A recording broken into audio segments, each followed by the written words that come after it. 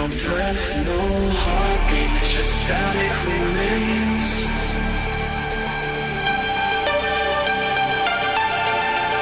Hollow reflections, ghosts in the crowd.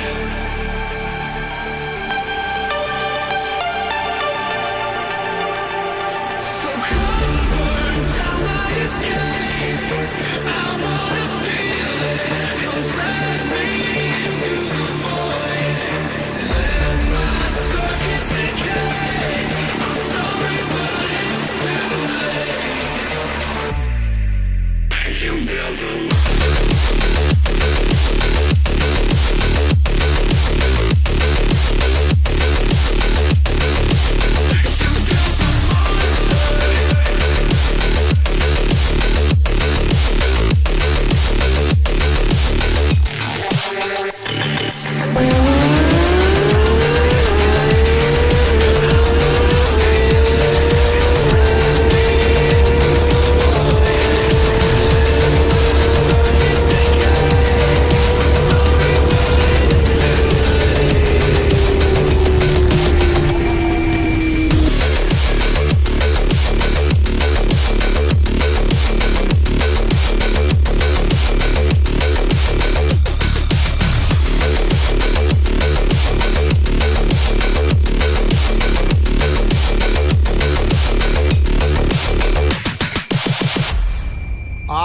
come here to chew bubblegum and kick ass. And I'm all out of bubblegum. Alrighty, how is everybody doing on this beautiful, beautiful Wednesday morning? Last night kicked my ass a little bit, but admittedly I was tired and I did get a good amount of sleep tonight, so I'm of better mindset today. I actually want to play, but we're going to hold off on that for now. So the plan is we're going to watch the Traxion podcast with Aris and Kevin that just dropped this morning or a few hours ago, whenever. We're going to do a little watch along. I'm primarily interested in the questions that are being asked and the topic of discussion. Features, stuff like that. Where the general public direction kind of goes, you know. I know what happens in Discord. I know what I experience. I know what other people who play the game a lot experience. So I'm curious what the conversation is like. Now, because I got some rest, I will be going into this much more neutral based than ready to be on the offensive or the defensive, simply because video game. You know, hopefully it was a good conversation. I know some guys watched it already, but we're going to do a little watch along. So let me read some comments here. Let's catch up and chat.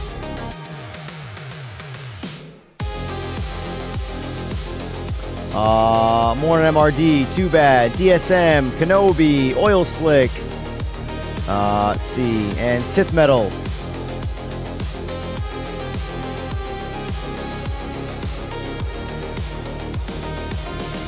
Recorded last Tuesday.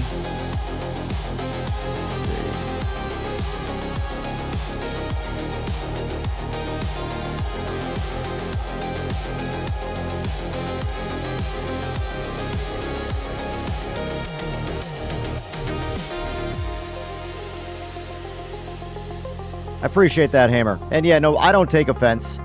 I might counter with my personal realities. But if my ultimate end game sort of opinion of all video games is, especially in sim racing, play what you like. If LMU is what you want to play, that's what you should play. If iRacing is what you want to play, that's what you should play. If Forza Motorsport's the game you should play, nobody can tell you you're wrong for liking something, you know?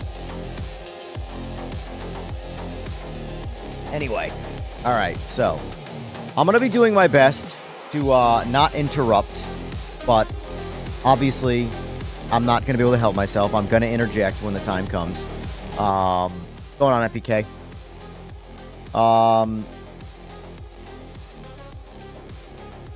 Get it up on screen. Start there. But yeah, and we're also going to be playing a little bit of music in the background, hopefully to stay within the realm of fair use, because Obviously this is fair use by watching something and commenting on it and talking about it and me being in the frame. But I'm also going to play some background noise too, it's less about them and more about what YouTube will do. YouTube is rough.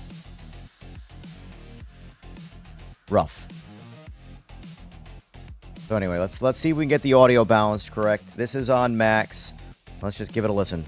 Kevin and Aris, great to speak to you again. Great to see you again. Turn the music down just a tad. Thank you for your time.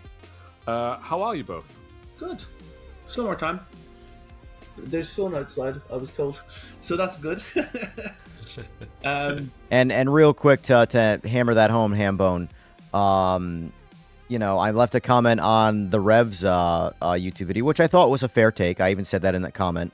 That despite being told that I'm essentially playing the wrong game, I have continued to play PMR and will continue to play PMR with access to every simulator money can buy. I have them all. I play the same shit, piss poor console game. That's a console game, But do what you want. Do what you want. I enjoy it, even with its bugs. Last night it broke me a little bit, but it was more so. And last night there was barely even any problems. It was just the one attempt we had tried at doing something, which was a league race, was broken by an unfinished feature, and that is timed races. So, anyway, back to it. I'm personally, I'm excited for this next patch that's coming today. I believe he's referring to 2.1. I said it a while ago that we had an amazing physics engine and we were unearthing it, and that we had stuck ourselves into an echo chamber. And we've done and listened to the community and smashed that echo chamber. And then we went a step further and we brought Aris in, and because we got him to start telling us. And they also made this man the CEO, which, again, I don't know Ian Bell. He might be a nice guy, but I can just say if I was a board member, I could see the public hate towards Ian. I'd be like, all right, we need to address this or... Now, when I say board member, I'm looking at this from the realm of Batman. You didn't get the memo? That type of thing. But... what we were missing and what we needed to look at and how we were going to do it. And hey, I was there. He brought with him, what would be the best way to describe it? A new energy and a new love that we needed. Would be the best way to say it, because I won't lie, I was like, everything's on fire, everything's on fire, everything's on fire, and I was going, calm down. Calm down, one thing at a time. Our community is saying this. Let's fix that, then we'll do something. And, sometimes you need that steady hand to help. So, yeah. Okay, and are you okay, Aris? I'm good. I'm extremely excited. As you know, we're about to release the patch 8. I do hope, it's good and it's bad. It's good that Aris is very involved in, say, the Discord. But I do personally want him to kind of stay out of there more, if I could give advice, simply because it's such a pissing contest in these Discords that trying to put out fires that don't even need to be addressed, in my opinion, gets a little... will wear on your demeanor, and it'll affect your workplace and brain, and then next thing you know, your quality will drop. So the man's talent, let the talent work. The talent shouldn't be doing what a secretary can do, respectfully to the secretaries, It's a big day, as every release. Kevin is right. We're still running around fire everywhere, but you need to task and track one thing at a time. We're still doing a ton of things together, but you need to have some order to calm down, because otherwise you can make mistakes. I think we are at the very edge of having an amazing base and start an incredible journey. This is how important this patch is going to be. Let's see how it goes. Okay, big talk there. And this is where I'm going to... I know I said I wasn't going to interject, but let's face it, we all know I'm going to do this 100 times. This is an hour podcast. It's going to take fucking 17 hours to finish. This is where, in my opinion, the bugs ruined the landing. That is my biggest concern for the game right now. And I think a lot of the people who are truly playing the game, putting in hours, not like an hour every couple days or something like that. But I mean the guys that are putting hours and hours and hours in every day. They're the player base. I'm glad you're both okay. Glad you're both busy. There's obviously lots to do, and you both got your plugs for the patch out of the way early. So we'll talk about that later as well. I will go into that. I think there is some within one of the press releases somewhere. There was an interesting 3 letters that changed next to your name, Kevin. Right? So you're now the Chief Executive Officer of Straightforward Studios, the development team for Project Motor Racing. That was formerly Ian Bell. Just explain to me what's happened here. Basically, I've been running the day-to-day, and it's just a D change to an E. Okay. It doesn't exactly. I can't really. It's not like I've suddenly, got this new, throne, or there's nothing's actually changed day to day. If that makes sense, it's just Right. Ian's is an entrepreneur. He has other interests, and he's he's just kind of stepped back. So he has from. It's the from right studio, move. Be it his decision or a board's decision or whatever, it's the right call. It's the right call to not, even if he's still involved with the project, like you said, Tweeter, him not being the face of it, which he constantly was problematic, because like Project Cars 3 tend to have sort of shit on anything he did previous to that, day to day of the studio and that. Because you were formerly Chief Development Officer anyway, so that's already a quite senior role. That's when. Yeah, you say so details, I was kind of, you know what I mean. I just, nothing's actually changed within my role. Maybe a little bit, more. Well, I was doing it, but more the business. Sorry side if the music is aggressive, by the way. I need it today just for YouTube algorithm bullshit. Sign a few different things. When it comes to bank accounts, that's about it. I'm not. kind of got to tolerate no it. different. I still this morning. I'm looking at right now. I was looking at the lighting model for nighttime racing because I think it's too slow. I don't think my letters in my name make any difference to the fact that I have to go and fix a shader later on. That's as simple as I can put it. There's nothing else to it. The game's been moving on. We've been continuing on the trajectory that we've been working on. We're still trying to deliver. If you describe it as something, Music kind of matches with what he's saying. Sometimes you need a kind of Getting visionary epic CEO for no reason. who pushes and says grand things to get product out, and then you need to Hey, no problem, change Andy. Thanks for how being you here. do that, and that becomes Going on, more, a fixer and a doer, and that's what I would describe myself as right now. And as we brought Aris in, and we've said Aris is kind of going to help make sure that we're the direction of the product and that we're still keeping where we are.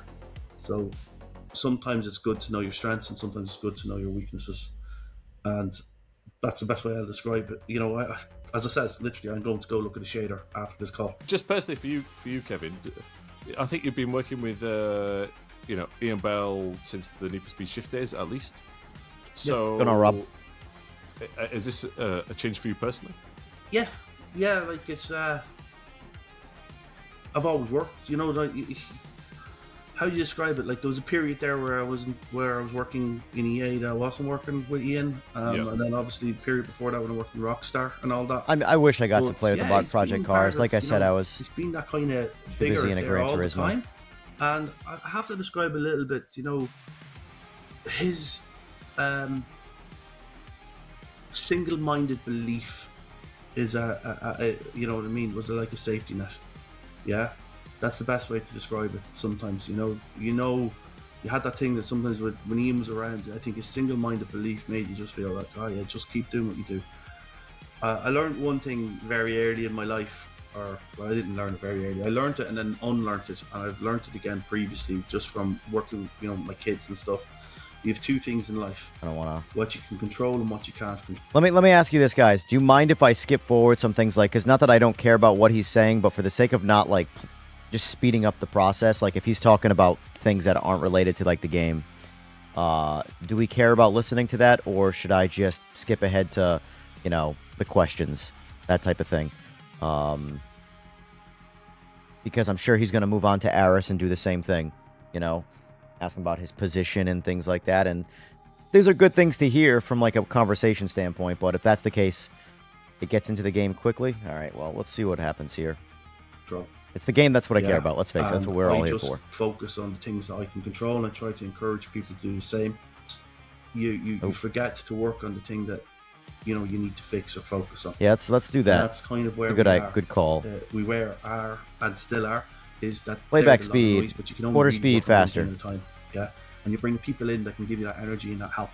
And Good that's why I call, brought, DSM. that's why Good. we I have forget Aris. about that all the time. And for me to not have Ian around is interesting, but it's a thing I can't control. It's that's something personal to him, so I don't really want to talk much more. He decided that there's he wanted to move on and do different things. Yeah, I mean that's fair. I should also state for our audience that Ian wasn't available to comment at this time. But yeah, That's the great thing about podcasts. podcasts. 1.5 speed, and it's still normal. for a very long time, and maybe that'll happen again in the future. We'll see. Just final point before I move on from this role change. I think it's just fair to say, to reiterate, that without him putting together some finances and some of the former Project Cars 4 development team when that game was cancelled, that this project wouldn't exist, right? There's lots of projects that would have existed if you think about it. Yeah. Okay. Yeah, fair. Like he whether people like him or not, because he has his rightful place in sim racing history. And that's it. And hopefully, A buddy of mine there'll be watches every sometimes at YouTube some video point in the future, in my 2x name or- speed because he or can't with tolerate Aris, anyway. just our names wasting are time. awesome, you know what I mean? I believe that PMR is a great product. I believe that we had a rough start, but we've shown our dedication to it, and we're still listening and we'll still move it forward. Unfortunately, a little bit of that is going to be a little bit boring, but that's just the way it has to be.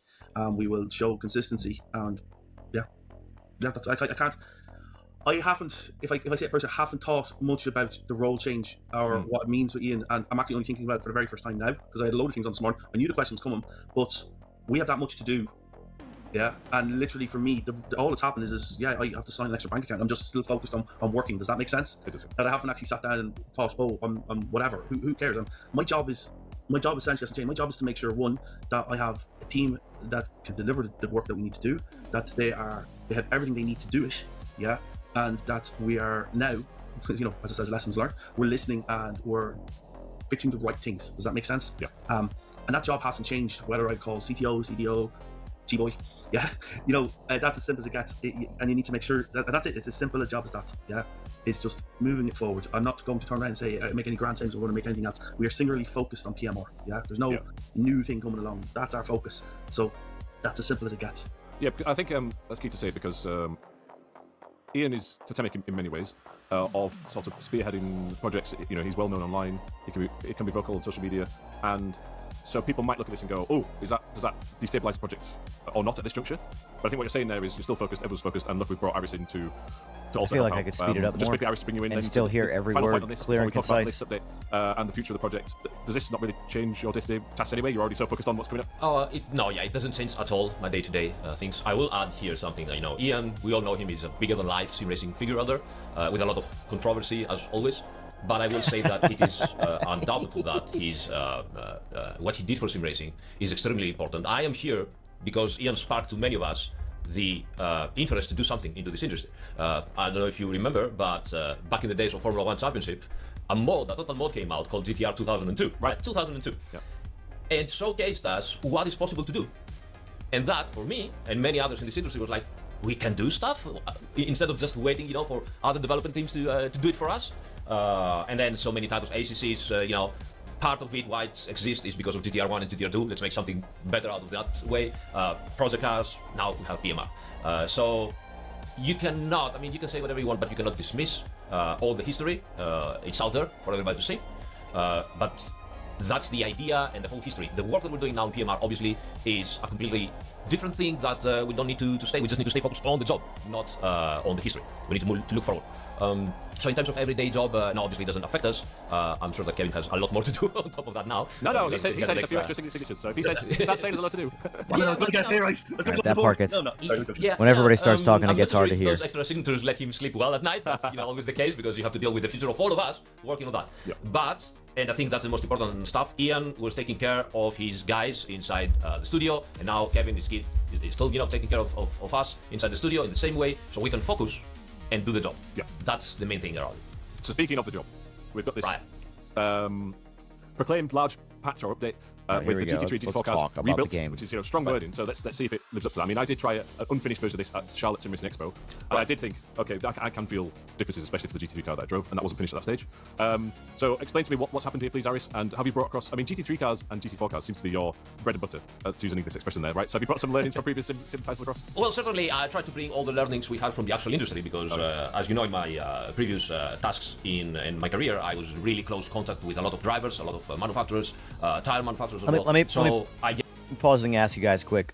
Outside of the GT3s constantly being talked about, and sometimes I feel like GT4s don't get talked about nearly as much as GT3s, but is there anybody in chat watching right now who has issues with any of the older cars? In my opinion, I think they're the best. I mean, I think most people think that they are probably the best cars in the game, but from like an editing standpoint, like I really don't want them to change a lot with the older cars, honestly. Like in the long run, I really don't. I really think that unless they personally figure out some fundamentally new, like revolutionary new physics inside the engine that they could apply to all the cars to make something better, sure. But I wouldn't like keep moving knobs for the sake of moving knobs, you know? I get why the GT3s are always the ones that have that done because they're the popular Me Too cars across all sim racing. ACC is as incredible as ACC was for people. It was just those cars. So, are there any older cars that people have? I personally would like to see the older stuff not be looked at all. Not looked at. That's not what I mean. But like, they're all awesome. Work on the game, not the cars. You know, my opinion. None whatsoever. Feels like they added GT3, GT4, and LMDH because they would be left behind. That's a very good take, Andre, and I feel that way too. I do think LMDH is probably the most unfinished in the game right now, like by a lot. But at the same time, if you could eliminate a bunch of game-breaking bugs or just make the LMDHs the best LMDH experience across sim racing, I'm choosing the bugs, and I don't even care. Not even close. Yes, I have some knowledge about that, some experience at least. We try to put all of that into PMR. Here's the key. As Kevin said also before, the engine is incredibly capable. Aris keeps saying this, by the way. You know, we're still exploring, like, oh, we can do that, and we can do that, and we can do that as well. And so what it needed, as every engine, is the correct data and the correct feedback and the correct process to flourish. So we hope that this is what we're doing. It's not the only thing we're doing. There are a lot of big features coming in for network. There are improvements into AI as well, even though we know that we need to do much more on AI, especially on the career, and they are programmed to do on the upcoming patches. This is going to be a big change into the core functionality of the simulator. I would be delusional to say that we now might have some hiccups here and there as we're releasing that. That's why we're already working on stabilizing and taking this code into a mature state with upcoming hotfixes and patches. But the key point is this is where it starts. This is where we can get people in and have them to play and enjoy. He doesn't know what's happening in the moment, but we've all done this. There's a reason why boom arms and vibration dampeners exist. He has the microphone mounted to the desk with just a stand with no vibration dampening, and he's an Italian. Or, no, sorry, he's a Greek, but they're one and the same, let's be honest. I know this because I'm Italian. Look at my hands. While we're giving home a point, we're hitting the desk, and it's bouncing the microphone. Anyway, that's good that he mentioned about the hotfixes and the patches for stability, because that's the game's core weakness right now, in my opinion. And have fun and track closely and fix any maybe new issues, I hope not, that might be here, but build upon this base. Okay. So it's going to be very important. That's why we're nervous about it. An important thing that we need to point it out. Our physics engine, I would say, has maybe had about 15 to 20% of code turn since launch. We got so wrapped up in the technology that we were building that we forgot to actually showcase it. Right? So if you go in, and anybody can, because as we said, all the Hadron files that are there are open. They're not hidden behind anything. You can open up those GT3 cards, and if you were clever enough, you could compare them to previous patches, and you will see, where we balanced and what we changed. Them data files haven't been. I'm not sure what you're referring to, Kool-Aid Man, because I have a PS5 as well, and I got the same hotfix that I got on PC. 2101 is the build. When you go into the game, top left corner, it'll tell you the build number. 2.1.0.1 is what you should have. Changed. Like, it was one day there last week. Aris was Corsair bought Track Racer? Damn, Corsair is hungry in the sim space. That's actually for me though. It could be a good or a bad. Same way Corsair bought Fanatec. Although Fanatec was in a bad state in my opinion, so I think that's a positive. I don't know. We'll see what happens with Track Racer. That's interesting though. Around. And did you put 4-wheel steering on the car just for the crack? Yeah. Like, we didn't even think it was possible. You know, and that was just all done through the Hadron flags. Yeah, like we're trying. One of the things I said, like I remember saying in Sim Racing Expo Traxxion just announced last year it. was that what we thought we were trying to do was supply a canvas for people to paint on. I mean, it could go either way, like I said. We didn't. The problem was, and I still feel the problem was, that we didn't do a good enough painting for them to see. Does that make sense? And what we're doing now is we're going right. Aris is going and saying, well, why didn't you do this? Why didn't you do that? And you know, we're standing there going, there's no us anymore, or there's no us, there's you and us. So you're part of this we now. So it's not a case of why you didn't we. Why can't we do that? And I was like, well, you can. I don't know why we haven't. Yeah, because we're sitting there. Real quick, chat. I want to ask you guys this, since there's a good amount. There's 50 of you watching right now. I want to ask. Please be vocal about this. If you could choose right now for the developers to focus on taking the current every feature, every mode, everything, and dialing them in to be perfect without adding a single extra feature, or add more features, split, because obviously they're always going to try and fix bugs while they add features. It's always like a deviating type thing. But my point is, do we prefer where they just primarily focus on taking the current game that's there and chipping away and hammering home, getting rid of like every mode has bugs in it. Every single mode is incomplete in its own regard. Not incomplete because of features, incomplete because things break the modes. Like the Factory Driver Challenge. Like, they announced doing fixed setups, and we still don't have fixed setups, which is fine. It doesn't break the mode, but the not logging the people's fastest laps seems to be like a common complaint. That you can't have that. That is the whole point of the mode. Someone tries lap after lap after lap to beat their record, and they finally beat it, and then it doesn't save. You can't have that. That to me is, while a small bug from a gameplay standpoint, completely ruins the mode and the reason to play the mode. You know? So, in my opinion, do you want bug fixes, or do you want them to continue to what they've been doing, deviating, add more features, and some more bug fixes along the way? Because we've seen what happens when they add features and fix bugs. More bugs in total are on the entire package. So, in my opinion, it's option one. But hey, I am one person. So I'll let you guys ramble about that while we continue. A little bit embarrassed sometimes about some of the little mistakes that you make, but it happens. Like, I was looking there last week just to try and wrap my head around why is it that we did. Our base game has 70 odd cars. We have over 100 cars, different cars, 21 different race classes out there, yeah? And then we get compared to LMU. They have 5. Yep. 30 cars. And we're trying to pour our heart and soul into all of this. And you know what? There's that thing of being all things to all men. So what we've started to do, if you noticed in the way we do our patches, is we can try and do one class at a time. And we brought them to a level, and then we were going to go, oh no, yeah, we've got this next set of, whatever PLCs. We're not happy with GT3 and GT4. Why didn't we do this? Why didn't we do that? Devies, that's like, definitely a tire bug. It's not a tire model. Why didn't we do this? Why didn't we do that? The high temperature issue. We found ourselves obsessing again. Because I've off stream and stuff, I've really tested like time and endurance and beating up on the tires. The tires last forever. The tires really do in the GT3s last forever. However, there is definitely a bug that circumstantially will just massively overheat your tires, and you have absolutely no grip whatsoever because they get so hot. There is definitely a bug there, but the tires do work correctly from a endurance-y, lasting a while stand. I do think this is the best tire model they've ever had.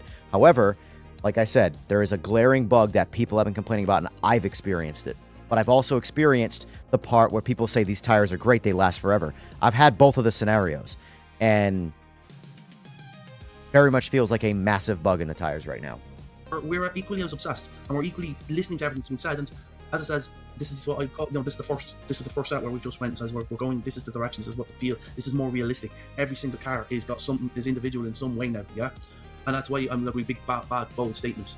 People that know cars would feel it and know it, and that's really important, right? I'm not saying that we go along the turn and say, oh well, GT3 tires are essentially all the same, therefore we went the other essentially all the same, so therefore all the cars have the same tires. Yeah, but some of them have different pressures. One silly thing that's been going around, we were messing around with tire pressures on the hypercars, and it turned out that the reason the hypercars were slowing down was that the tire pressures were too low, and what we found was that some people were getting exploited where they put the tire pressure up, and what's happening was when they're coming around in a bump, the undertray was hitting the ground and slowing the car down, and we'd forgot the audio channel, so nobody actually got that feedback. And that's meant to sound really silly. And it wasn't even the case as a case of go get one of the guys to put the audio channel. I don't even know, is that in this patch? Is that in this patch? I think there is an improvement on that and a better one to the next one. But I don't think it was in the patch. I don't think the LMDHs got touched at all. But I do believe that LMDHs are next on the list for what Aris is doing. Now, the thing is that Aris doesn't need to chase bugs. He just needs to be aware that bugs are the problem so he can properly send the staff to do the right things. Because the biggest thing that worries me, because Aris is a physics guy, he's a car guy, he likes doing car models. That's his passion, that's his skill set, right? But if every topic of conversation with him is about the way the cars drive, and him in his position, he's never going to get the memo about fixing bugs. Oh, everybody keeps talking about cars, and that's the thing he likes doing. But at the same time, he can be working on, say, LMDHs or whatever's next. In this case, I do think it's the LMDHs, while telling everybody else to hammer home bugs in their department. You know, Sora, networking guy, networking bugs. Him manage that. Things like that. Unfortunately, Sora's plate, I think, is the most full. So be it. Yeah, it literally, the tire came up, the tire pressure was too low, and when you put the tire pressure in, it lifted the car just a little, because we simulate the whole drivetrain and suspension. I can give you even a better example of that. So practically I was doing a live stream for the Italian community in Italian, and people have been getting frustrated, very rightfully so, because on the hypercars they were losing power. And they say, well, it's a bug, we're losing power, you know, after a while the ICE engine doesn't produce enough power and we were slow. So everybody thought that was a bug. Well, it was a bug, but it's not a bug, it's a feature. Well, anyway, to give you an idea what shadows happened, change? we are not doing the hypercars internal combustion engine, the ICE engine. We're not doing it with proper, you know, normal data tables, which is a perfectly fine way to do it. That's how you should do it in simulation. You put the revs, the torque, the power, and you get your internal combustion power band. That's how you do it. No, we do it by actually simulating all the internal parts of an internal combustion engine. We have pistons, we have camshafts, we have injection, we have advance of the injection, all that. It's complex. And so our developers were looking at it, why we have this, why oh, well, we found out. Here it is, one of the pistons is losing compression during lap after lap, and it's getting damaged because of a bad, number. And practically, at some point, it loses a lot of compression, doesn't create engine power anymore. So I said that to the Italian community. They lost their mind. I'm with you there too, bruh, but at the same time, like, if they're going to be in the game, they need to work because they're popular. But I do agree, I don't care about them either. There's so many better cars in the game. And the problem with LMDH in this game is that they're better in every other sim. They truly are. Like, there's all... You know me, I mean, maybe you don't, but I feel like I'm pretty honest in my opinions. The driving in this game is better, in my opinion, than every other sim, except the LMDHs. That is my opinion. Not saying that that's everybody else's. That is my opinion. So I do not like the LMDHs in PMR because I can drive them in every other sim and they drive better. You know? So in my opinion, if you were to address cars in this game that do need work, it is the LMDH. I still don't think it's at all a priority in my opinion because no one's playing PMR for LMDHs. Anyway. Because we're simulating a proper internal combustion engine. So here we have a couple of things. First of all, the physics engine has amazing complexity and incredible realism in it, built in it. Is it too complex? Well, yeah, maybe sometimes, but it's our job to make it work. You know, otherwise you don't have improvement, you don't have progress. Second, we don't communicate enough properly what's going on behind the scenes. People didn't even know that we're actually simulating an internal combustion engine in it. I'm super happy he said that out loud.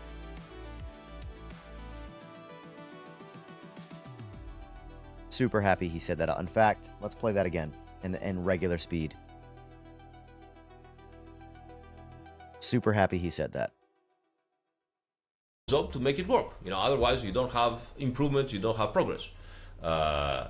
Second, right here, we don't communicate enough properly what's going on behind the scenes. People didn't even know that we're actually simulating an internal combustion engine in it. Sure, you can ask why. But then we can say, well, why go from a suspension that goes up and down from Netcar Beta to what we have that now called, you know, sims that they are full inverse kinematics 3D and rigid bodies and everything that simulates pretty much a full suspension geometry for a real car. That's progress. That's how you move forward. And so, yeah, that's what we're doing. It takes some time. It takes a lot of effort. I think we're in the good path now. So, Slick, have you played anything with LMDHs in it? Because I know you're on console, and outside of, like, well, I don't know what's out there for console for LMDH.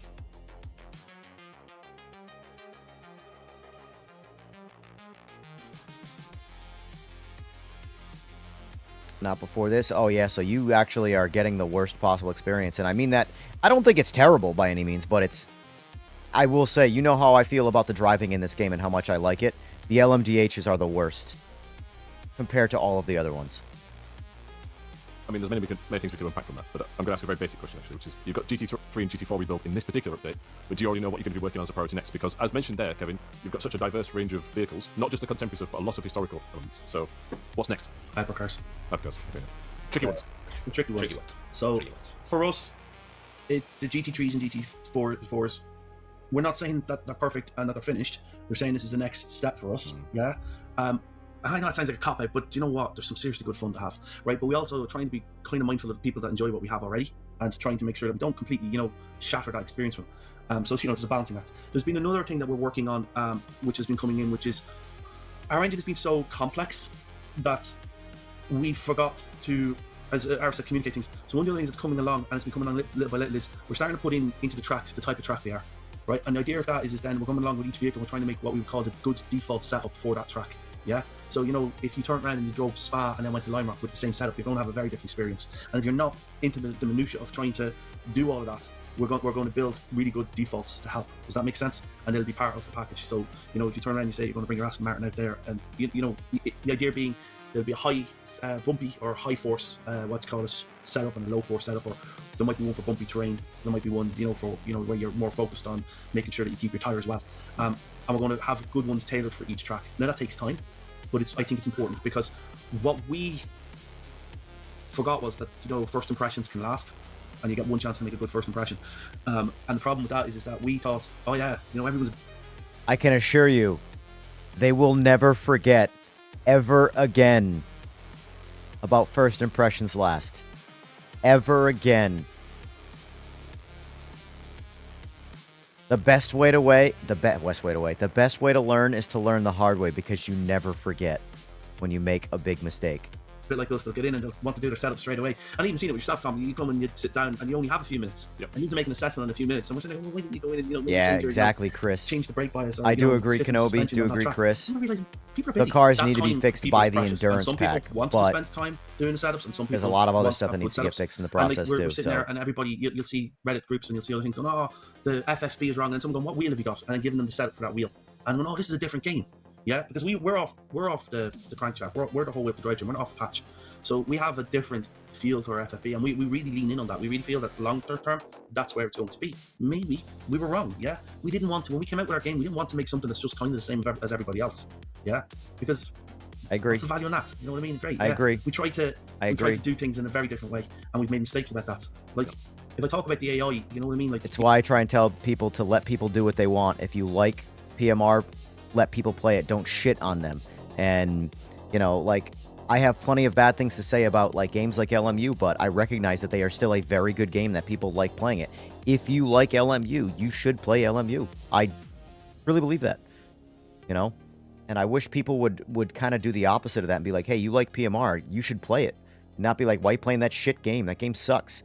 It says your opinion, which is based off of somebody else's opinion most of the time. AI is running the full simulation. You run the simulation, so it eats up CPU. So we didn't really think that one.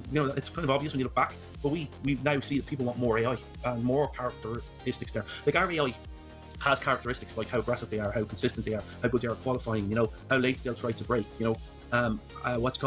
Stamina, for example. And these are we don't show that in our game. Yeah, and it's really weird because we should. And we're sitting there going, well, we're going to obviously sort that out so that we give more context to the person you're driving. Yeah, some AI can't handle getting bumped. Some AI will be like a tank to you. We know that we have improvements to make on certain elements to make that there. Our, penalty system has gone through an evolution. It's still going through that. I will never finish. We'll try and come up with more ways as rules change. We're talking about, in our online, we're talking about putting in more automated license points, right? We've had some, with online, a Saturday evening, people sitting down to play. I want to sit down and play, and someone decided that they're going to block the pit lane and ruin everything on us.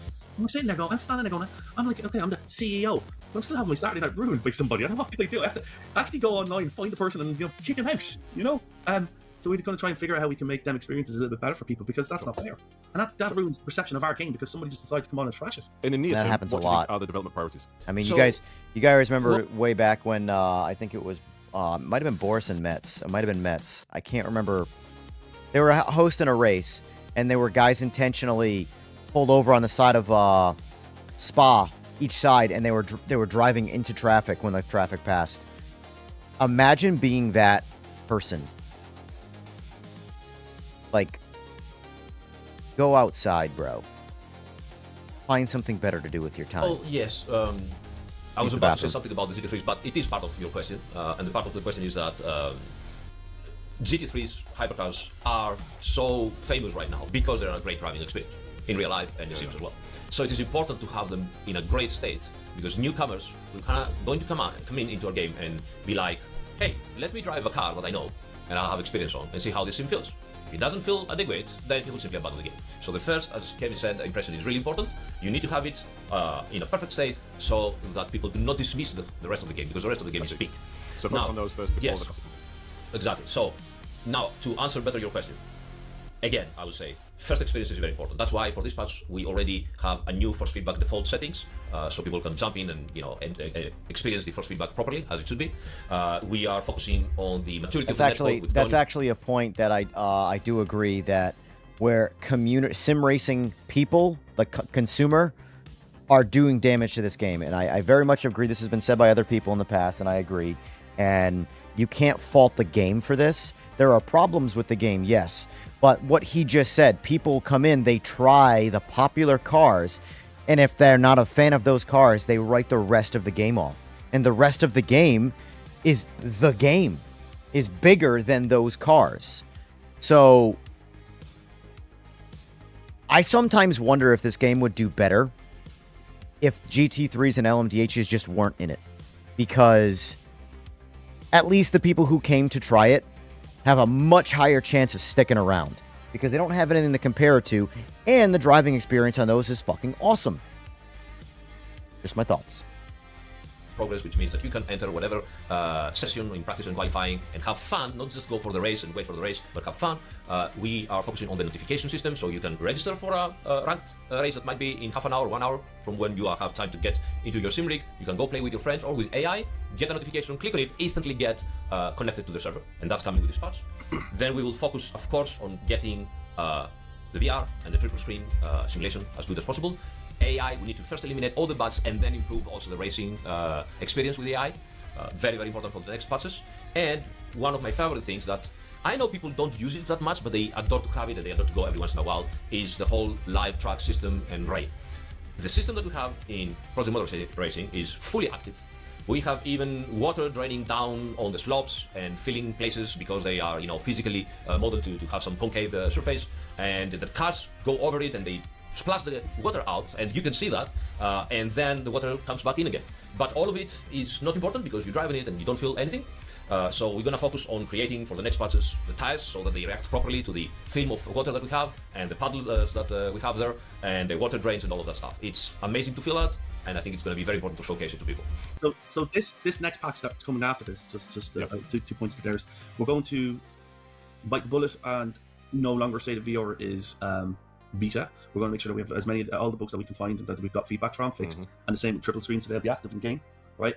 And then we're actually doing the hypercars, but we're actually focusing on making sure there's a lot of small little things that have been annoying people, and we've been so focused on doing all these big grand features and doing all these big grand things that the next patch before Gamescom is going to be just about making sure that those small little bugs are fixed. Okay. They matter as much as the big ones, because it's like everything, something's small until it's no longer small, and we need to get ahead of that. The biggest thing for me personally is we're moving forward now with getting more performance done. Yeah, so optimization, keeping things running smoother more of the time. I think that is it's improved, but it's still a complaint from many people, right? Yes. Do you know what I mean? We're getting steady 60 FPS on PlayStation. I know that there's problems. We have more things to address.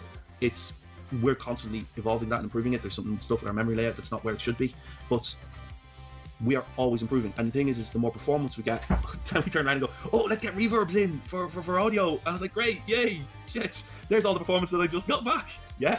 But it sounds class, listen. I'm like, I don't have a 7.1, what do you call it, set of earphones. And briefly talking in regards to PC versus console here, or not talking about console, but specifically my experience on PC. What I have noticed in the 8 months or 9 months close to that this game has been out, my performance hasn't gotten better, but my visuals have gotten substantially better with the same performance. Those are technically one and the same. That's just how graphics horsepower works. You know, if you have the most beautiful looking imagery known to man, you should have the lowest frame rate with the same hardware if everything is scaling 1-for-1, right? So, like he said there, they find performance improvements, but then they add something, which in this case is an audio file there, but same thing happens for visuals when you buff the visuals. Hey, we just got more free horsepower for frame rate or whatever the case is. Let's throw it into the visuals or the audio or something like that that makes the experience better, but now the frame rate doesn't go up at all, you know? And that's what I've noticed with the PC variant. My frame rate's always been good in this game good for video games, not good for sim titles, but it's always been solid. I've never complained about but I have higher horsepower shit. However, the visuals look awesome now. It's one of my favorite looking car titles, period. And it wasn't like that long ago. Anyway. Not always sitting in VR, dude. But it does sound great in VR right now. And we're like, so the guys are like, you know, kids in a candy shop, and then I'm like, I'm still getting the same fundamental thing being said.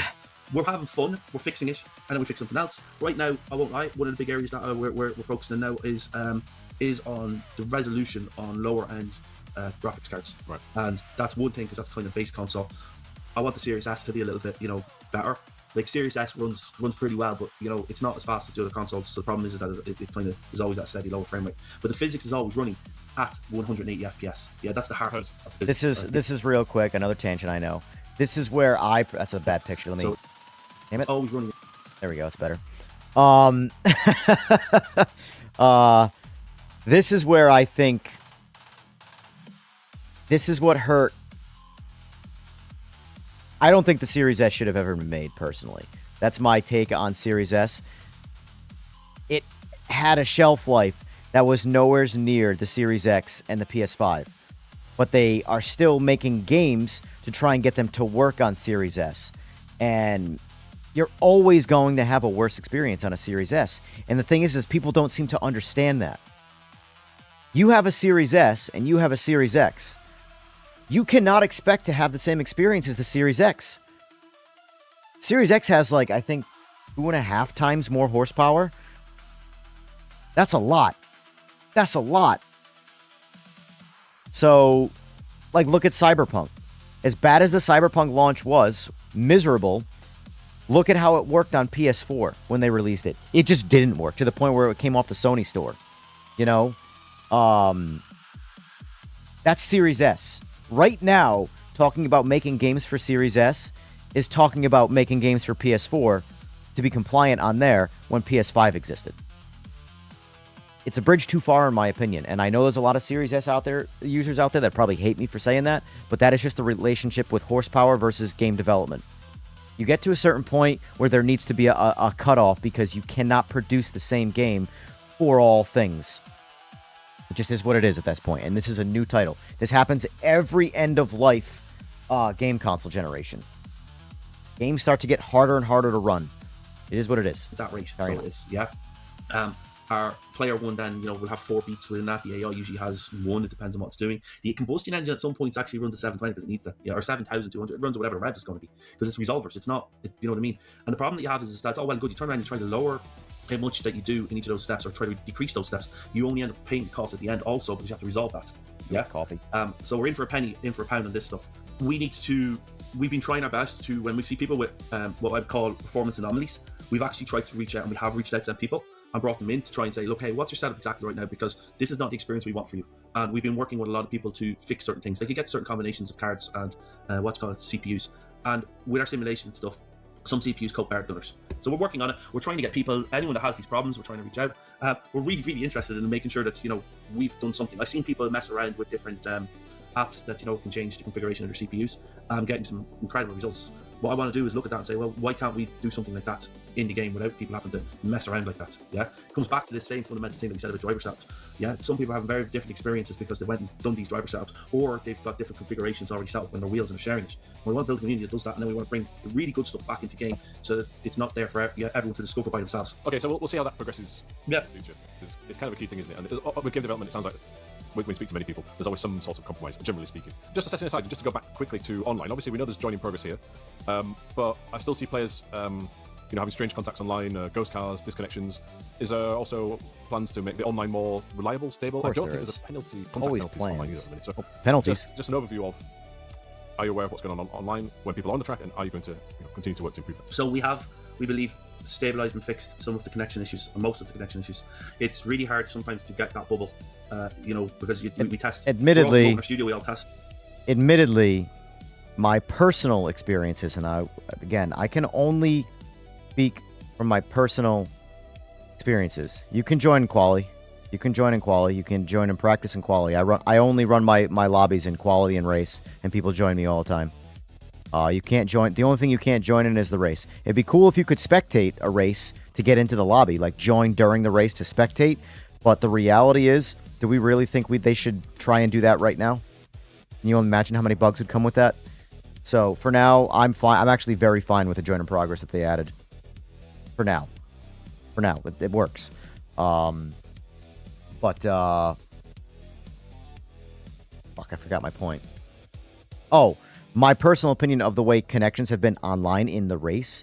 Everything has been way better during the race. Contacts, everything about it feels so much better than it did.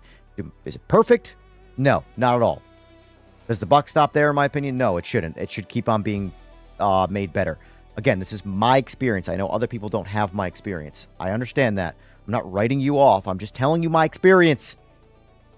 My experience online, from a contact standpoint, from crashing, way better than it was. Way better than it actually is starting to feel like a game and not just like something out of another dimension. That's grand. Then we bring in external QA departments, and they do tests, and their tests can be a bit not as good as real life because they'll all be in the LAN usually. And we've I believe sorted out a lot of the connection issues. The other good thing about the join progress is if you disconnect and you can reconnect. Yep. Yeah, that was something before it wasn't really there, so you do have some sort of outage. We've set up new relays in other places around the world to try and help, and then we are working really hard with some of the collision issues. Collision issues happen. The collision issues happen because of, usually the ones that you see sometimes happen is because someone with a really high ping or a really bad connection has come in, and the system's come along and it's interpolating for the person, and then the system's got it wrong, or it jumps. Yeah, because if you think, if you're doing 200 mile an hour down track, I don't even know, I can't even work at the map in my head right now, my brain, it's too early in the morning, but if you think about it, over a second you'll have moved at least 16 meters. Yeah, if you have a ping of 300 milliseconds, which is 1/3 of a second, yeah, that is what, five and a third meters. That's 2.5 car lengths. Do you get me? So sometimes there's just constraints. I'm not saying other games get better. They do and they don't. We just seem to be getting a very rough time about what happens with us, and we need to fix it. We need to figure out, make sure that our collisions are, first and foremost, we're going to make sure. Here to try and answer your question, Little Smurf, about what it will take for the player base to increase, what update will make that happen. In my opinion, and this is why I think bug fixes are so crucial and so important. So, right now, the GT3, people that do play this game, it's very divided. 50% like it, 50% don't like it, right? So let's just say, hypothetically, 100% of new people come in to this game to try it out, and 50% of them like GT3s. These are really good. I like them. I'm going to stick around. What happens when they go, I like these cars, and they go headfirst into not hundreds, but a lot of bugs that go, you know what? This game's not ready. I'm going somewhere else. You retain almost nobody as a player. So just know that of 100 people that try, or 100% of people who try the game, if 50% want to stick around from the gameplay, almost 0% of those will really stick around because of the problems in the game. So to make the player base grow, you need to make the game that's already here with the current features feel like a stable environment. Because let's just hypothetically say you add content and make the cars so somehow, even though it can't happen, 100% of people who try the game out like the gameplay. And then 100% of those people get in and 0% of them are retained because of the problems. They all go, this is just not ready for me. I'm going to go play that game that doesn't do this, right? Like me, Gran Turismo 7, right? Worst driving. The worst driving across all driving games. I think most people can agree with that. It's a blast. I love playing the game because there's no problems. At least not like that, you know, in this sim racing scene. It feels like a finished game with just meh driving. Most people will just go back to that, and they'll sacrifice the better driving for stability. Stability is number one, in my opinion, and I'll fight that tooth and nail to the end of the day I die or the day I stop playing video games. Collision system is exactly the way we would expect it to be in offline. There's a couple of little issues there that we have come across. And then we're going to promote that to online. We're going to look at how we do our prediction model with certain things. Yeah. And these are all, they're all happening, and they're happening every single patch. It's just that we don't make a big grand statement about them because we don't want to do that. We did that before, or, the statement that was brought out before the launch of the game that we just have been, saying sorry for ever since. And so we're doing small, steady fixes to help improve them each time. They are there, but they're... I think that's part of their problem right there, and he just hammered home that the problem still exists. They overspoke in the beginning, and they promised the world and didn't deliver. Now, they don't say anything. They just attempt to deliver. I look at that as equally just as incorrect way of doing things. In my opinion, you just need to say the facts of the matter. Hey, we fixed this bug. Hey, we fixed this bug. This is the greatest invention of all time. Ditch that marketing scheme, but don't drop the comms because you screwed up the comms in the beginning by oversaturating and overselling. Don't just stop with the comms. Say what you fixed. We want to know. I want to know. I don't want to have to play the game for 10 hours to find out what was or was not a problem that is now fixed. I want to be told, hey, they fixed this problem. Well, let me go try. That happens a lot. I'm not saying that they're complex problems. They are complex problems, but I don't want to turn around and go, collision's fixed, only to find out it's not. That would be completely wrong. It'd be negligent of us. But what I can tell you is every single patch there has been something improved upon. And every single patch there's a new thing coming along. You turned around, you made a point about penalties based on impacts. That's what we are working on as well. It's a more complex problem than it sounds, because it's an extremely complex problem. I mentioned earlier, someone decided to park the car at the end of the No one's done it right. You know what I mean? Ever. You're sitting there and you drove into him, right? Is he on the racing line or were you? Is he on the racing line first? I know it's quite logical when you say it in your brain, but when you're running the simulation and you're sitting there going, right, okay, so who's at fault? I know my opinion of this, but I'm not going to say. What would you guys rather have? A context penalty system that is horrible, or that just isn't there? Would you rather have what we have now, which is just no contact penalties, or one that is just fundamentally flawed through and through and just doesn't work correctly, riddled with problems? Which would you guys rather have, personally? Yeah, could you have drawn? I'm not answering it myself. Yeah, no, it's obvious. It's again the pit lane. Right, grand. How do you program that in? How do you figure out that that's actually the case? How do you know that he hasn't broken down and it should be a yellow flag? Yeah, or another one there with the online one. What if his exactly, network like has come down and that's where he stopped? Yeah, should have ghosted them out. So you'll see that certain things happen when we see people doing things that they shouldn't be doing, like they turn around and drive down the track. We ghost them.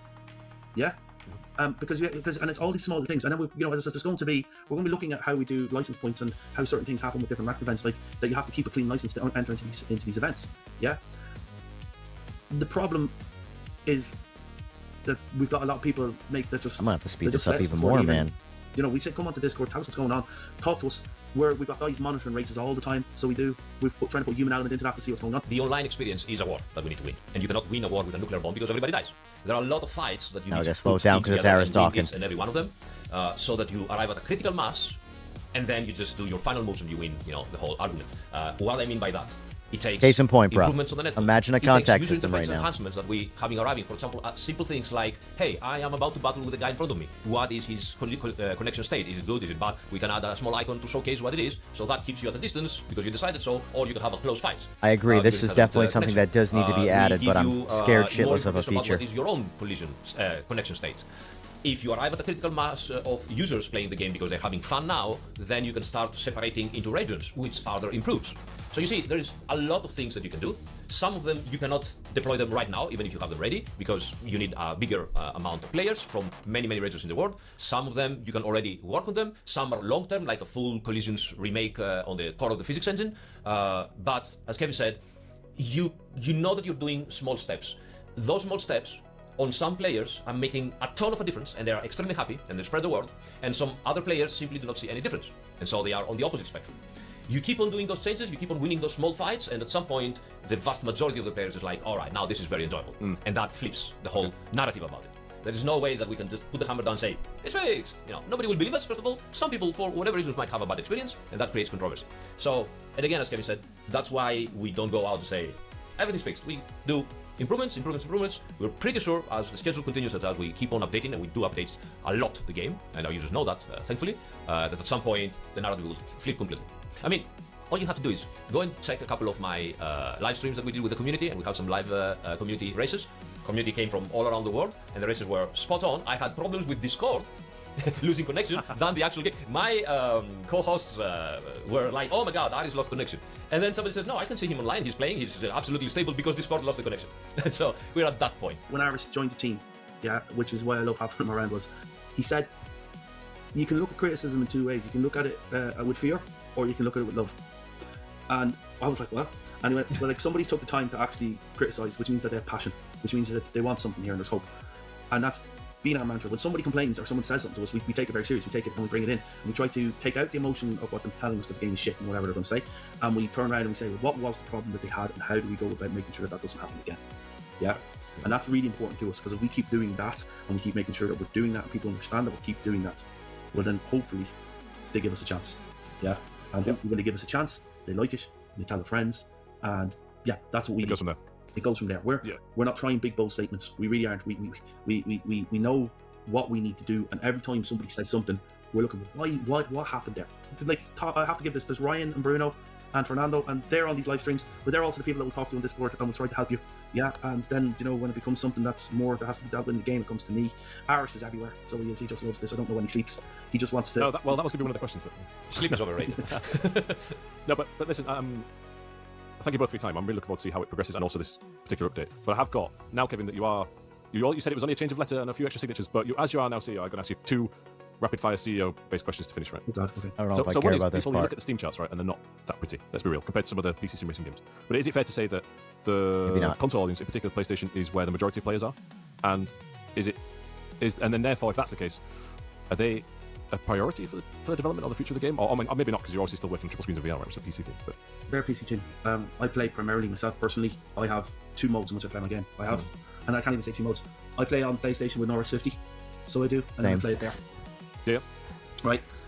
No, the PC is, or PlayStation has a good chunk of our sales. Yeah, it has the majority, but we're looking at that as why. Yeah, you know, we should be doing better. Do you know what I mean? Like, yeah. I look at other games that, you know, the DNA of some of the other games, the engine, practically the engine of one of the other games is one I wrote, and I'm sitting there looking at it going, how is that doing so well? And we realised one thing, yeah, that we have to be consistent. We have to show the community we're here for the long haul. Why would anybody want to invest their time in our game if they don't believe that our game is going to be around in a year's time? Yep. Right, and that sounds weird when I say it out loud like that. Like, that's a very good point. I think that it's just a case of we keep proving it. We've got a lot of. That's the biggest. That's why the biggest reason that the modding community hasn't gone nuts on this game yet is because why would I invest my time into something that's not going to be around in a year? Well, I think a lot of people, even people who play the game, I'm guilty of this too, kind of need to lay off some of the negative juju about, like, caring about the politics and, like, is the game going to be around? Just play the game, you know. And I'm guilty of this too. Just play the game if it's fun, and if it's not fun, don't play the game. That's the reality of all you as a consumer can do, you know. That's my best advice there, rather than speculate about things that we have no control over, regardless of what we say or don't do or whatever, you know. We've got a lot of stuff there that's from the launch still that's dragged us down. Does that make sense? Yeah. Well, look at the Steam ratings over the last 3 months. They're an awful lot different to what they were when we launched, right? I'm not trying to be CEO. To me, PC is a priority because at the end of the day, I'm not going to lie about this one, right? Before I do anything that's tested and played on PC, right? Because it's the barrier of entry right now. Right? Like we all play the game and we all want the game to do really well on PC, and it's not changing. Yeah, all my engagements. That statement's are, not going to make console players happy. We move on to console. I can't deny the console's there, but you know, I want a console. I said when I started this that I want to make the same experience on PC as on console, right? My idea of doing that was that we get the physics engine to do the same thing. That we have achieved, okay? But we didn't paint the right canvas. Right? We had the canvas there and we didn't paint the right picture. Again. We're fixing that, we're working on that. As far as I'm concerned, we're a cross-platform game. As far as I'm concerned, PC is still very, very important to us. Incredibly important to us. It's yeah, I can't. Like we wouldn't if PC. Thing is though, is like he's not wrong. As much time getting triple screen. As frustrating as that his comments going to be. The tool chain that's there that people can get access to. Yeah, the modding. If they went. I'll talk about that when it's over. We wouldn't be putting that much effort into it. Right? It stresses me looking at the Steam charts. It really does. It just makes me sad because you know that's as a CEO, and you got a CEO question here. It's just that I have to look at those numbers, and eventually I have to look at what that actually means. Yeah. Well, I asked because I think there's more competition on PC. Right? There's a lot more competition, but that's the best thing you can ever have is a competition right next door. Because what it does is it pushes you to be better. Yeah. I've always said that. You were there to raise enterprises. I'm a fan of South Corsa, so I was. If my neighbour, if the South Corsa and the LMU of the world didn't exist, and I was there by myself, what innovation? I have to look at them and say I want to be better. Like if you're a race car team and you've no one to race against, it's kind of rubbish. You kind of be sitting there going, like I'm sitting there like I think that some of the innovative stuff that LMU have done is incredible, and I've said that on stage in front of people. And we want to go a step further. Like we wanted to. Yeah, I sped it up, Eagles. Yeah. For multiple reasons. One, because I don't think people realize how speed it up. we've been with these things. Yeah. And two, we really need to algorithm reasons. When it comes to that, that's why we have music playing, things like that. Oh yeah, polish is definitely there. Yes. And I just to finish off. You mentioned actually there. I'll pick up on this. You said something like, why would sometimes people play it if people don't know if your game's going to be around a year from now? So obviously. Where I'm going with this is, in the past, historically, people who have been working on the direct lineage. One thing I want to interject here about this whole, if they don't play it because they don't know if it's going to be around in a year, I am of somewhat of that mindset. I like to feel like I'm investing my time into things, but at the same time, look how many copies Madden sells every year. They sell a rebranded garbage game with a couple new updated stats every single year, and everybody eats it up and breaks their TVs over playing with their friends. It's really kind of an irrelevant point. I am of the same mentality that I want to play a game that I'm going to invest multiple years into. But at the same time, from a pure video game perspective, it is quite normal. NASCAR 26 is coming out, and we just got NASCAR 25, and NASCAR 25 sucked. It might have gotten better, but on day one, it sucked. As video games. Project Motorracing. So the GTR games and the Project Cars titles, there is a link there. They all had sequels, right? But for now, is the plan not to think about PMR 2 or 3 or 4? It's just keep focusing on Project Motorracing as a platform for, like you said, like a year from now, 2 years from now. There's nothing in the pipeline except improving this game, listening to our community, and making this the best we can. There's nothing else. I haven't even thought of anything else. No plan B. No plan B. That's what you want to hear, at least. No plan B, yeah. You don't want to hear about PMR 2. But the message here from yourself in this role, and also that Aris joined the team, is, hey, the team is committed, and there is a plan for the foreseeable to keep working on PMR. Yeah. So, best way to describe it is we have obviously I don't know. For what it's worth, do you expect him to say no? Even if the answer was truly no, do you expect him to say that? Of course he's going to say yes. But, anyway. We have, obviously, a DLC 3 and a DLC 4 for our Season Pass. Yep. A whole new host of cars. We're not plugging that today, right? I don't want to kind of plug that, right? I don't mind plugging our patch because that's something free for everybody, right? They've got some unique content, some really good content. I hope people enjoy it. Where we are then is we are going to continuously improve the player experience, listen to our community, get more polishing.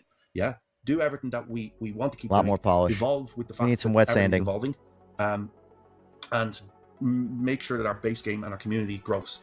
And we're going to keep doing that, and we're going to work as hard as we can at that, and keep being committed to that.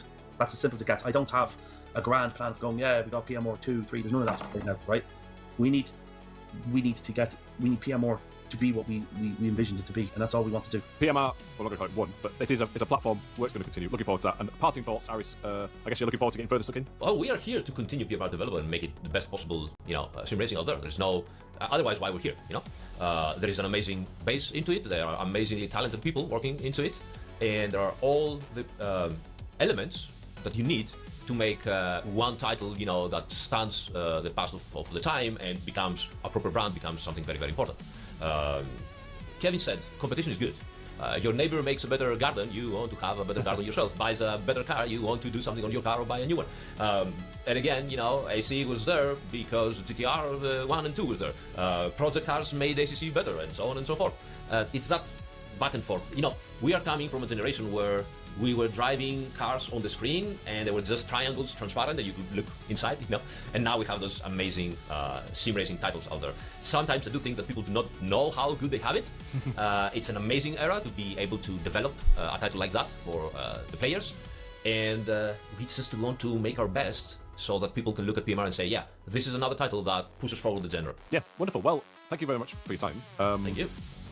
Yeah, still, it's a very interesting day. Very interesting day. What with the change of the personnel, but also the fact that you're talking about both of you that this particular update is almost like not a fresh start, but it's like another new building block to then see how the project goes forward, and that's really key.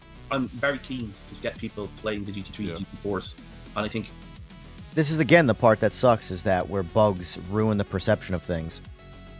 This was a major update that we got, 2.1, a bigger update than 2.0.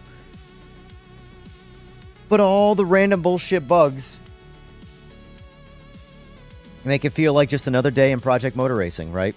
So, like, imagine if this update came out with all these new features, all of the buffs everything got, and it fixed bugs, and it didn't add any, it just fixed bugs. That's a huge update. A huge, huge update. Bigger than any other sim has been introducing lately. Because let's face it, sim racing, with their big, braggy updates, milks the shit out of you. This would have been a huge update, but everyone's focus is problems. It's such an important aspect to tackle. I really hope the sentiment behind the scenes is really to focus on bugs. I want to oversell it because I believe in it, right? But as we've kind of always alluded to, is we will listen to our feedback. We don't listen. We take feedback with love. Is the best way to describe it. I think when you get your hands on this, you're going to look. Yeah, there's something special here. You can start to see it, and I'm really looking forward to people. It'll be subtle, but they're really good. I hate knowing this was changes, recorded before the patch people came that out. haven't had the slow and knowing movement what up happened. Change. Does that make sense? It's like when you see somebody that's exercising. Sorry, it's my aging people. That they've been training and you've been seeing them every day and you can see that their weight is dropping. Versus somebody that sees them maybe after 2 months. Does that make sense? Yep. And that's what this is. And so we're really sitting there, and that's why Aris is a little bit, he's excited but nervous as well, because we're sitting there kind of going, what are people going to say? Because they are radical enough when you get them a first impression. Yeah. So we're really looking forward to hear what people have to say. And well, we'll go back and forth with the public version as well. So yeah. Let me see where we are and where we're going, and yeah, there is a lot of stuff happening. The best feedback that it helps you to sit down and process what's going on is from the people that they are always objective. They're trying to be, in the middle and understand what's going on. Yeah, I bet, Chris. Have a good way of trying, not be carried away always by enthusiasm, because enthusiasm can, a little bit change your perspective and your objectiveness. So when you can read those people saying something about what you have created, it goes inside and you can learn. The reason why I'm happy earlier that he mentioned about internal communication is because I guarantee you that some of the, like him, Kevin, were probably more excited for the update and they weren't as prepared for the bugs. Because I guarantee you a lot of the bugs, I don't want to say they didn't know about, but I don't think they realized, and that comes down to internal comms. It doesn't matter if it's good or if it's bad, it's going to be presented in a way that will help you a lot to say, all right, we did a little bit more of this and a little bit less of that. It makes sense now why he says that. So me and Kevin and all the people in PMR in the Straight 4, we see Traxxion, your competitors, as very objective people of looking at and assessing and trying. We got what we wanted out of there, so they're just gonna. Oh, Race Room's got an update. Anyway, we're not playing that though. Still a little butthurt about that. Maybe unless the patch notes come out later on for that little hotfix right there, where they buffed the Mustang and they made the Mustang sound like a Mustang and not some electric, whatever the Garbagine is.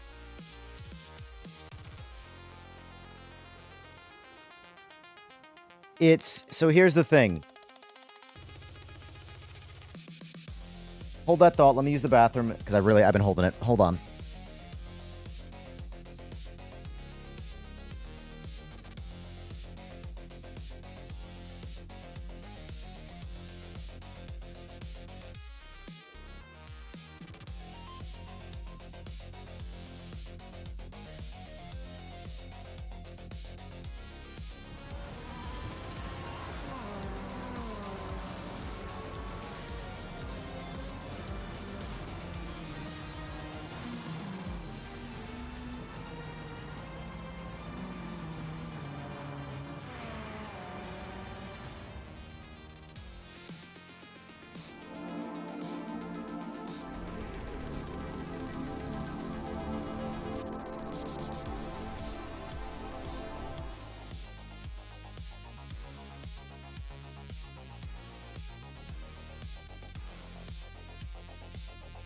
All right, so let's chat real quick here, and then we're going to jump. I am going to get up a lobby quick here. Because speaking of, to piggyback off of what you just asked me, Rob, Sora wants me to test a lobby to see if the end of lobby progression, or end of race, sorry, progression, is back to the way it was, which is the way it's supposed to be. Get a copyright infringement because of the intro, right? I didn't skip it. I'm screwed now. Let's see. Create server. God, I love the GTs, man. But let's go GT3s because, you know, me, myself, and I get in the Merc because I like the Merc. Merc is the barrier of entry. In my opinion, the Merc is the car you should drive if you want to step in gently.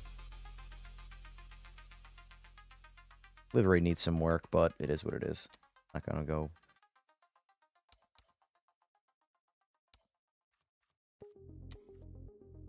I am going to enable some mods right now, by the way, for testing purposes. I didn't say GT3s weren't fun. I just said that all the other cars are more fun. And that I won't back down on.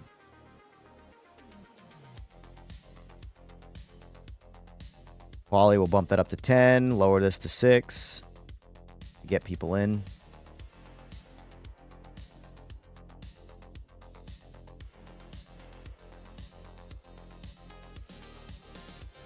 Actually, screw it. I'm going to drive my Mustang. I'm going to drive the Mustang. I'm slower with it, but it's just more fun. I do need to figure out a setup for it. I think, not GT.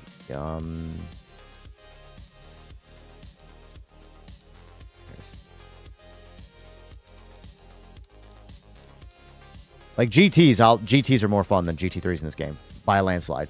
Sorry.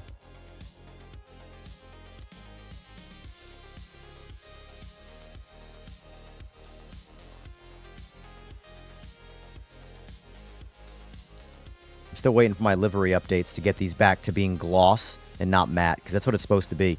This update changed some reflections and surfaces, so this is all supposed to be gloss, and it's matte right now.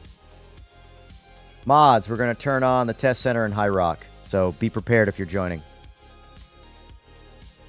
I do hope that down the road becomes a different way of doing it.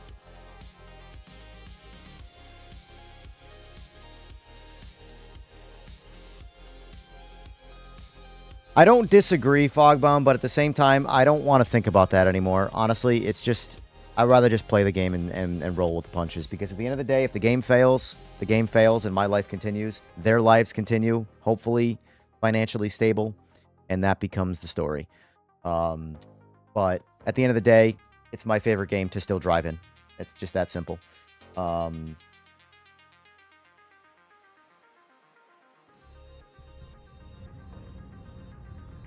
But, let me see. If you haven't, have you gotten any indication that they are internally? Yes. I have gotten some level of inclination that bugs are the focus, are the focal point for the next big update and potential small updates that may occur around the area. Because there's plenty of game here. There really is. There's plenty of features we want. But if you were to add no more features to this game, there is plenty to do if you fix the problems around the current things. Career mode problems solved. AI solved. Connections at all fronts solved. Mode breaking bugs solved. All of this stuff solved without adding anything new to this game. Content, features, whatever. The game is already in a phenomenal state at that point if those bugs get fixed. Well, I don't disagree with you there, Chris. But you know, 1 is more than 0, still less than 10, you know. That being said, though, I do think that there is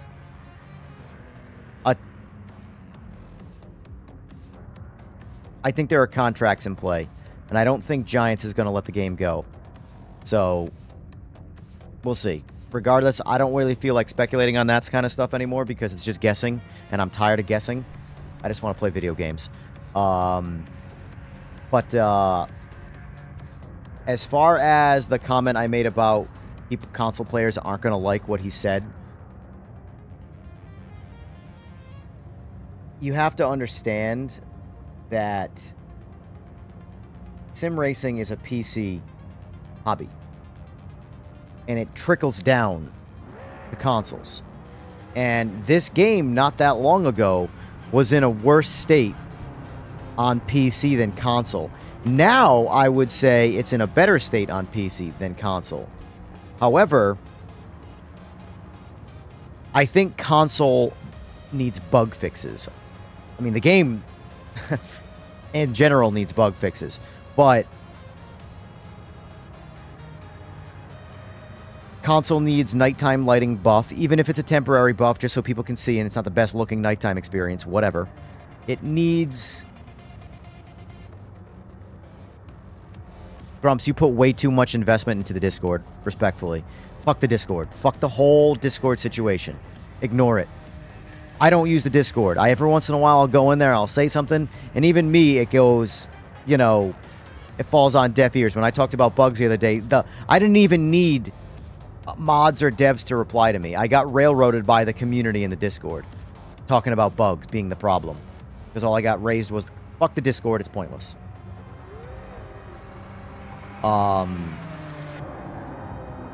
Yeah.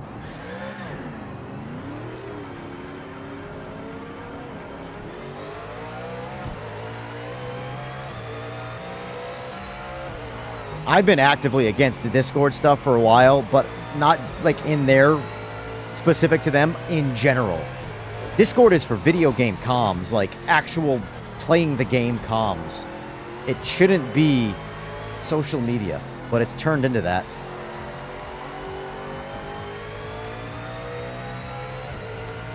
League Racing without being ran through the yellow pages.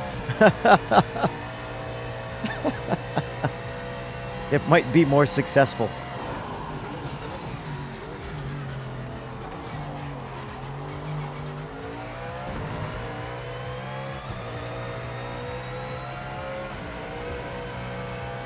Yeah, I think the frustration needs to be like, I just wish the conversations about the way cars drive would stop happening. The GT3s aren't perfect, but they're not the biggest problem. The biggest problem are all of the problems. Like, I don't know how to say that any differently other than just saying it the same way I keep saying it. Gloves on or this wheel is going to break my hands. 5 minutes to the end. Anyway, I want to focus less on that now, and I just want to try and drive the game a little. Let's see if Sora fixed the bug where the lobbies don't progress. The only way we're going to know is when we finish this race, so...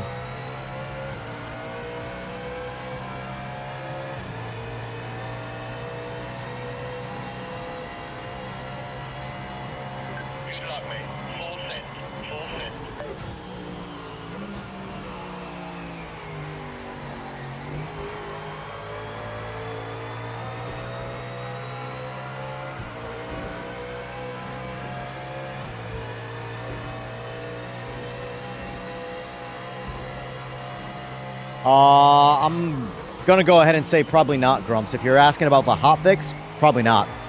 The hotfix, it only tackled some glaring, like, I'm gonna go ahead and say absolutely not. I highly doubt they touched anything visually.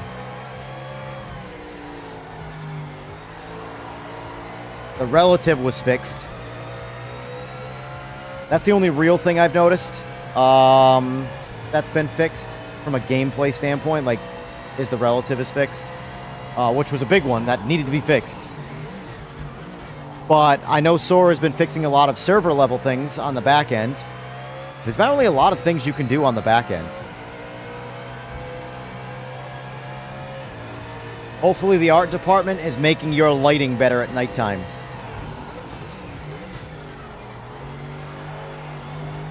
Because it's, I want to say fixed, but it's been addressed on PC. So hopefully that comes to console. That way the console guys can get nighttime visuals, you know?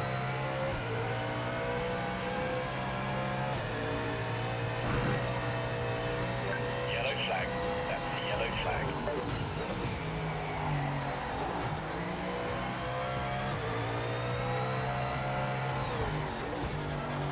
What's the issue with the windshield? I don't even know what the issue with the windshield is.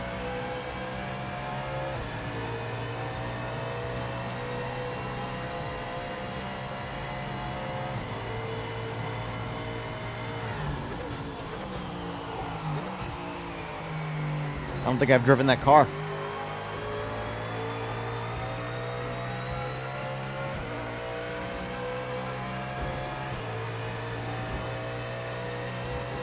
Oof.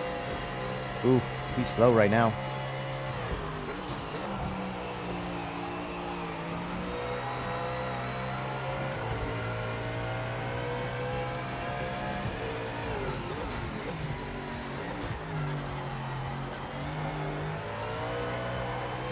Mind you, I haven't driven all the cars yet, the GT3s, but I do think of the cars that I have driven, the Mustang does need somewhat of an adjustment.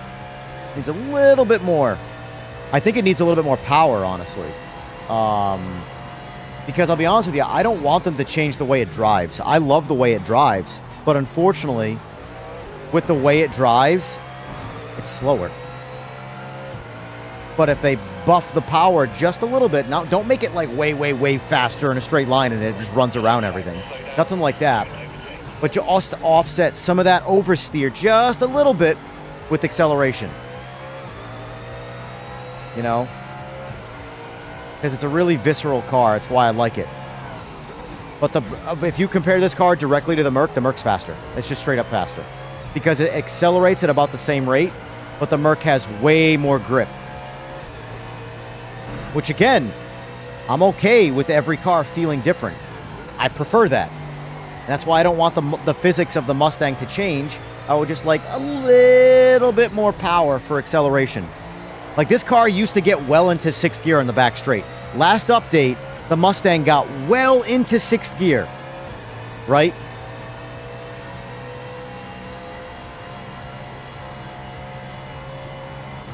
It just gets to 6th right before the finish.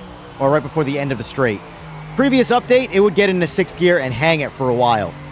Meaning it had more power. It was faster in the last update.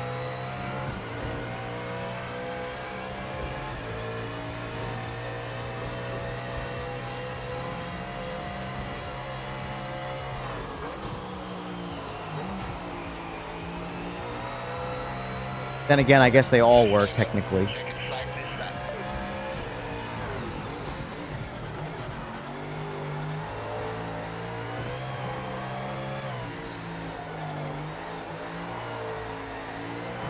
I should have tried qualifying on the wets to see if that did anything. I'm running this car's default. Digi. All default. I haven't touched final drive.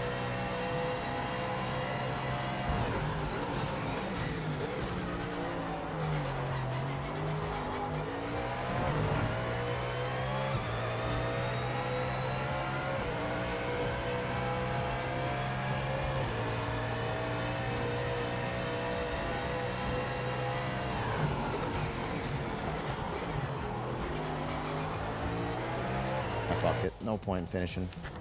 Any place I found time, I blew it. That was a shit lap. I can go high 201s with it. High 201s at my absolute best with this car. Absolute best high 201s. It's about, for me, on average, it doesn't, that's what I'm saying, it doesn't need much of a buff. It doesn't need much of a buff.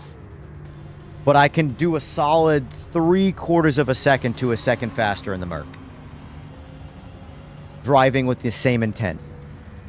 Could I find that in a setup? Sure, probably. But I feel like I'd just be able to find the same level of setup in the Merc as well.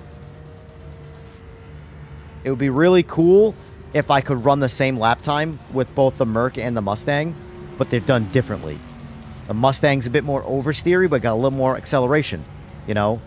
Merc, be a little bit more gripped up, a little less acceleration. Feel like different cars, you know?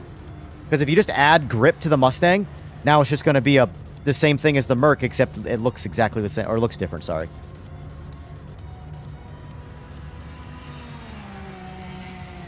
Yeah, but here's the thing, Eagles. The Mustang feels weak in a straight line. And if I add more air, more rear wing to try and stabilize the rear end a little bit better, it's going to feel even slower in a straight line. You know? I actually did a little... That was part of my initial testing. I went to the test track with all the GT3s, all of them, and I zeroed out the rear wing, and I did a top speed, and I did an acceleration test. Mustang slow. I believe the Porsche was the slowest, believe it or not, with 0 rear wing. I think the Lambo was the fastest. The BMW was right there with it. What was the other car that was like super fast in a straight?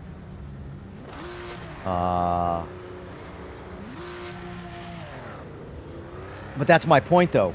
If the cars that handle better already have little wing in them, and they had a lot of top speed, and then you take the tops, and then you take all the wing out of everything, and the Mustang is still slower in a straight line, and it's got the most oversteer, that tells me it needs more power, you know? Yeah, you did miss the watch along.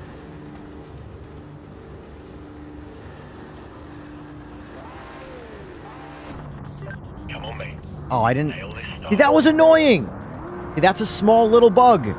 I had 5 gallons of fuel for quali. Now I got 13. And I didn't change that.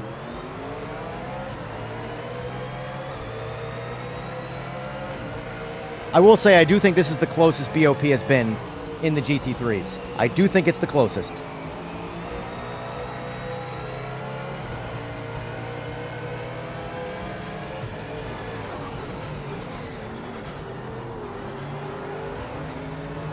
But here's the thing, Fogbound.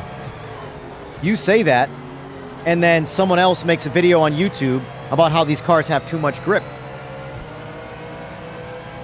Even at low speed. I don't know how to properly decipher that, you know?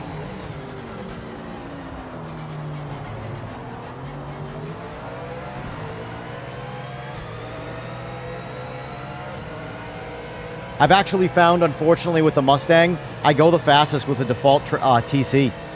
If I lower the TC in this car, I just lose too much grip.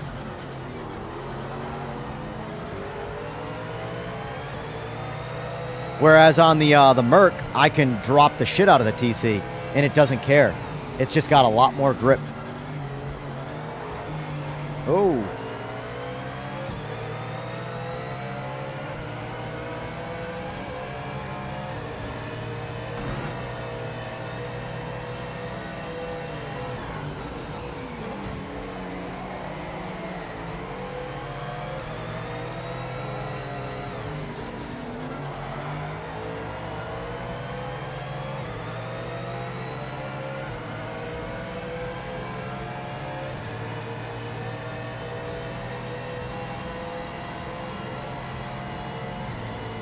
I appreciate that, Afro Thunder. I don't think I really do anything, though, if I'm being honest with you, but I'll take the compliment. Oh!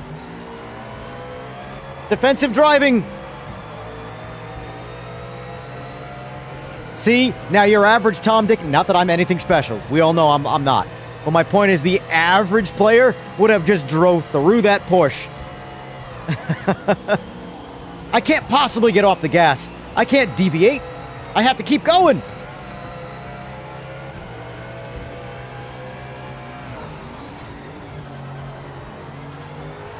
I still don't think these cars should be changed right now. I have plenty of fun with them. I really do.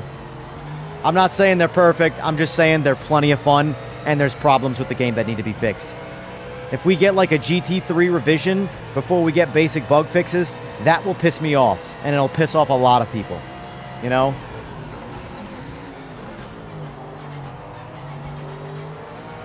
And all they're going to do if you go in either direction with the GT3s with changing them, you're not going to change the mindset. Some people will be happy, some people will be upset. It's not that nothing's going to shift. But if you attack bugs, everybody's going to be happier. Everybody will be happier.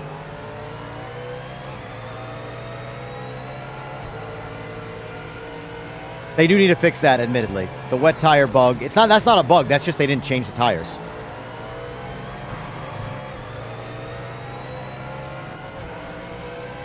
The wet tires are the old tires.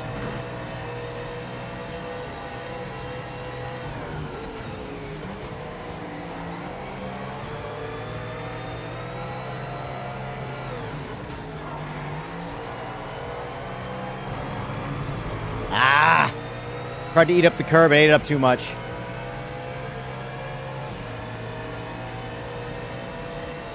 Because the reality is, a wet tire, let's talk specifically to dry racing, a wet tire should temporarily be just as fast as a hard tire.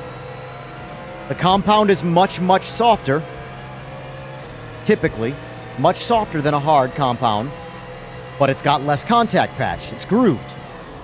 So what's going to happen is you should have a similar, in a video game space anyway, you should have a similar lap time, but you run out of tire extremely fast because they overheat so goddamn fast. The compound is softer, and there's less contact patch distributing the load of the heat. So the tires are going to melt. Where they come into play and work well is in the wet, when they're grooved for wet traction, and that the water also cools the tires down. However, right now, the one-lap wonder that they are, regardless of how fast they overheat, I haven't personally tested it, but from my understanding, right now, the wet tires on a one-lap wonder will go faster. So yes, they do need to be addressed, if that is the case. I personally haven't tested it, but I can very much see that being a thing right now in the game, you know?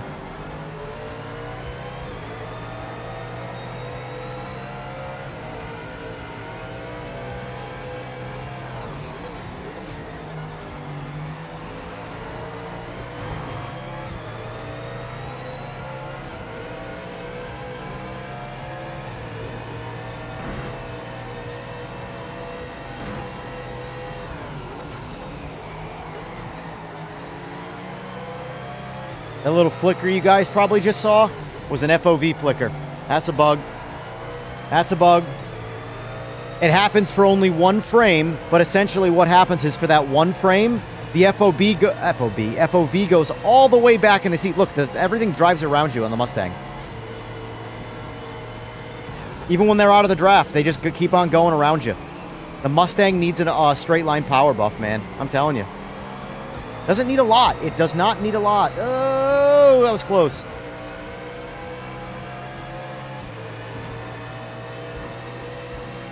Hey, look at that. Look at that.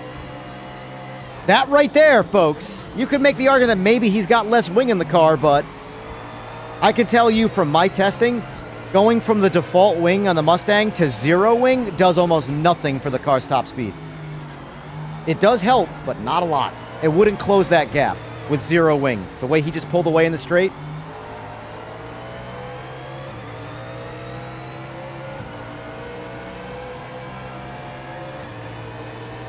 I didn't say they didn't need work. I said it's not a priority, Grumps. Damn it, my bad. That's what I would get for reading chat.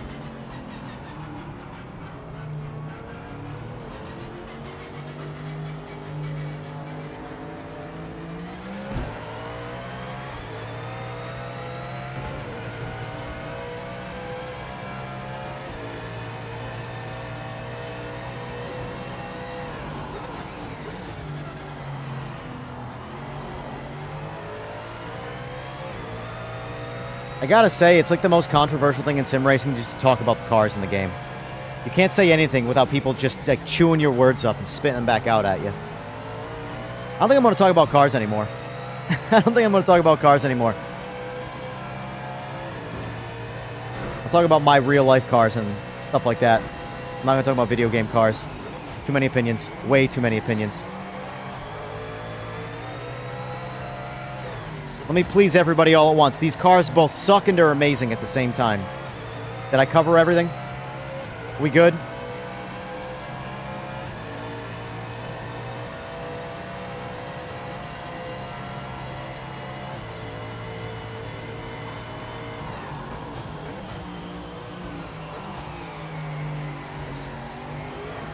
Yeah, but at least my cars will be my cars. You know? Hey, I'm a Corvette fanboy too. Remember that. I'll take a Corvette over a Mustang, but I still love a Mustang.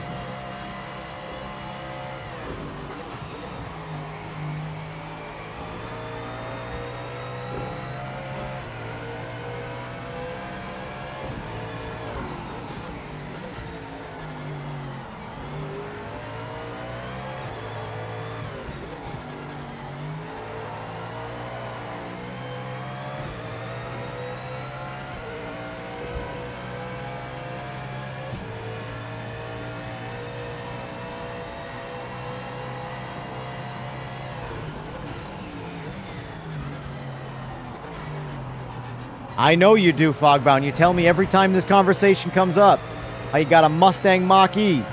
Then the rest of the community makes fun of you for it. And then it's the same conversation. That's called old age, Fogbound. Old age. You repeat stories and don't know you're repeating them. I did that after my motorcycle accident. That was actually delusion, though.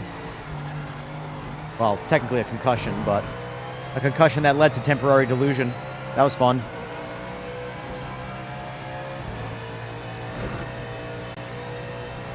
Listen, if we're going to talk about taillights, I'll just raise you my Busa. We just can't turn. That's the only thing. We just can't turn. We can only go straight.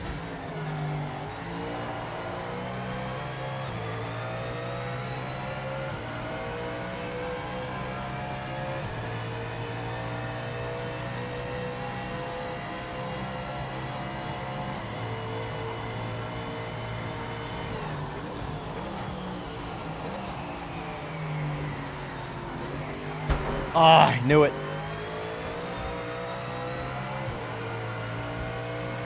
Nah. I'm not even kidding when I say my boost is very boring to me from an acceleration standpoint. I need so much more, and that's why I don't want to do it. If I think my boost is slow and boring, that's the equivalent of a guy of Tony Montana. Tony Montana! Montana! Having a pile of cocaine and going, it's not enough. When the average person who's never done a bump would take one bump and experience another interdimensional whatever.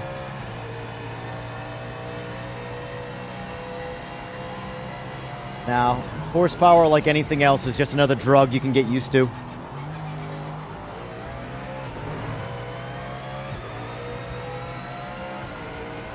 Yes, you can.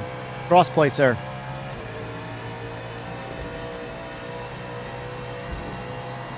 There's a reason why, though, I say, like, GT3s and stuff like that are, like, boring. Like, obviously, from, like, a racing standpoint like this, in real life, it would be a lot of fun. But we're not racing in real life. I don't feel any G-forces right now. So all I have to go by is the visuals. And they're too slow. They're boring. I need to go way faster than this.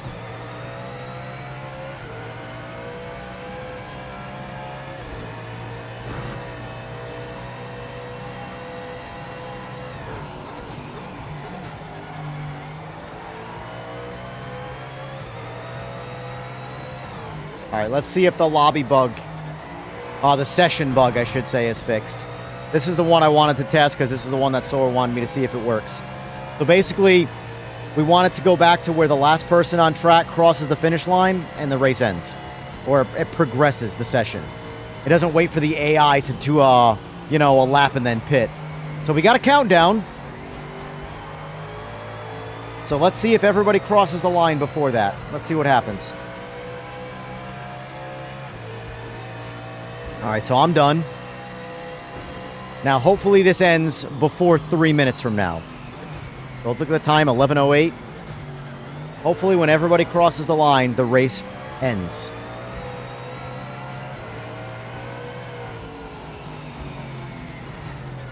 Register the bike. It's considered a high-risk motorcycle, and the government wants to crack down on moto like that. That is retarded. I just wouldn't register my bike. Like, well, actually, technically, neither of my bikes are registered. But, like, I just wouldn't do it. Like, that's the reality of that situation. I would not register my bike. If you're going to have laws to make legally owning things that difficult, just own them illegally. If that's the world we got to live in, that's the world we got to live in. You know?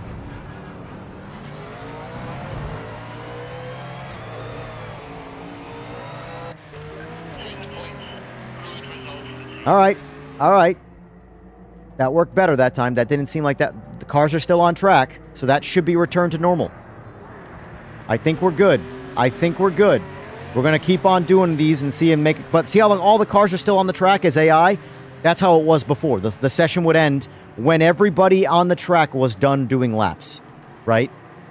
And then, for some reason, it made it so that the AI had to do a full lap and then pit after the fact. So it does seem like we're fixed there, but let's keep on testing. And racing, of course. We haven't done... Now that we have test track on, I kind of want to do the test track, actual track. I don't remember it at all, though, so I haven't done it since, like, the week it launched. And I'm going to lower this to 5 minutes now that we got people in here.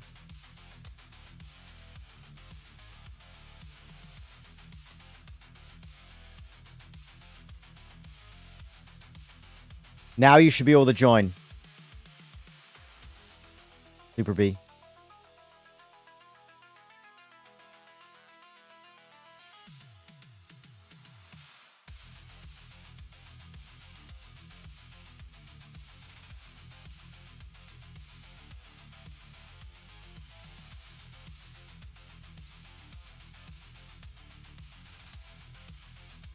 There have been a shit ton of motorcycle accidents every year, so they're trying to bring the count down. It doesn't matter. I can assure you it's not going to deter anybody. It's not going to deter a single person. I can assure you that, like, 9 out of every 10 people who do, like, who actually race motorcycles, both on track and off track, do it without paperwork. No insurance, no registration. A law like that wouldn't affect any of them. And guess what? People die all the time still. Not going to work.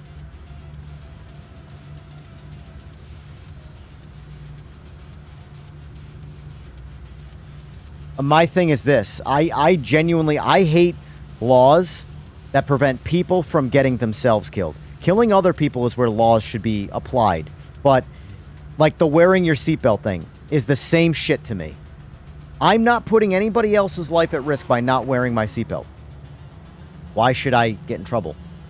Why should that be a law? So the same thing there. If you're trying to prevent people from getting killed on their own motorcycle by making it just harder to own a motorcycle, that's ridiculous. That's ridiculous. Can we please go back to survival of the fittest mentality? I would love that in the world. I really would. If you're going to do something that's going to potentially get yourself killed, let them. If they survive, give them a high five. If they die, hey, that's survival of the fittest. That's ridiculous, man. Fuck living in Canada, then. No one's ever going to get me to say that that's a good idea.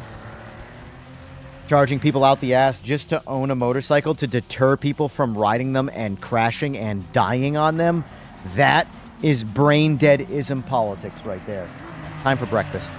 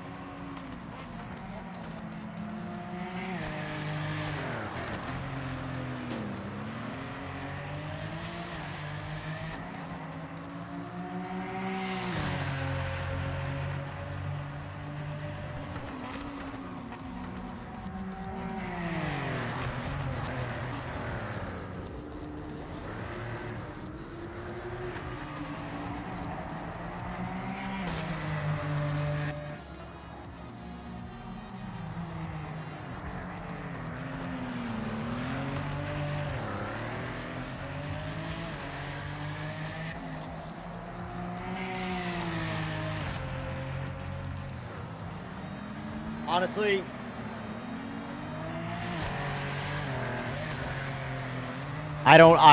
that's still not, to me, that still doesn't apply. Only an R-type motorcycle. Apply the same logic to gun laws, and then have the gun conversation, you know?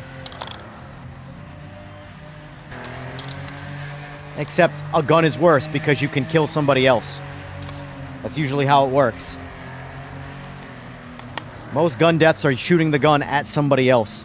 Most motorcycle deaths are the user of the motorcycle getting killed. So, like, still, it's all extremely stupid.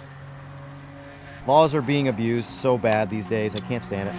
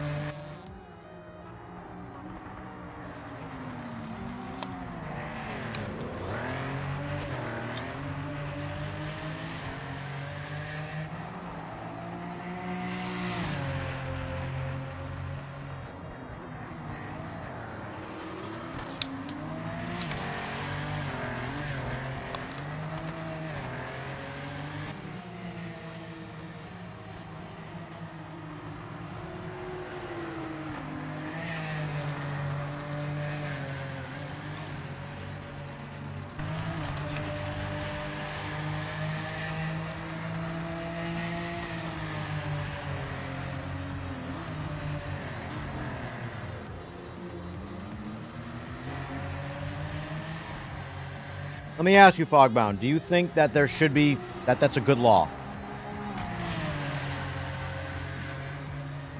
Do you think it's a good law to make it so you can't own an R model motorcycle without paying a shit ton of money?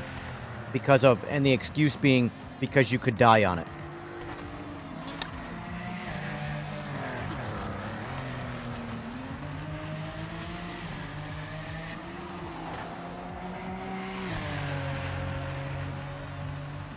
Most motorcycle deaths, most of those deaths happen under normal circumstances.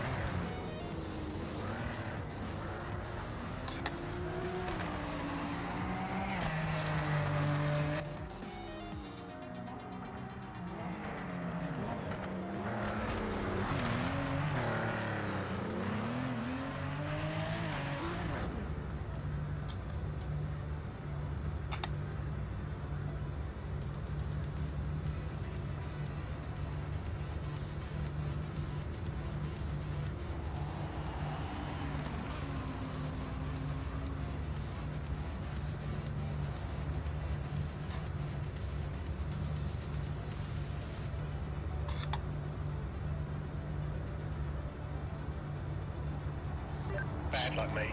We didn't set a time. We're at the back for the race. Gonna be a tough one.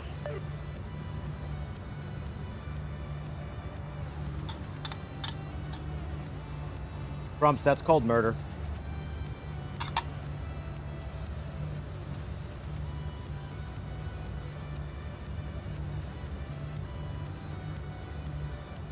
I have no sympathy for an asshole riding like an idiot who gets himself killed, but I'm also not going to try and hit them either.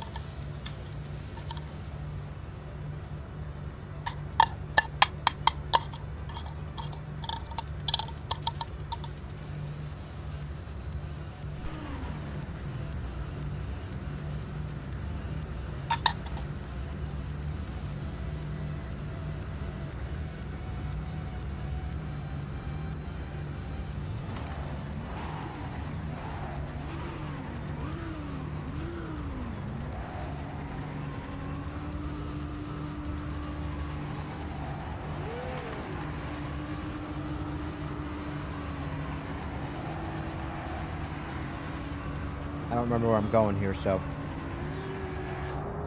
Come on, mate. Nail this start.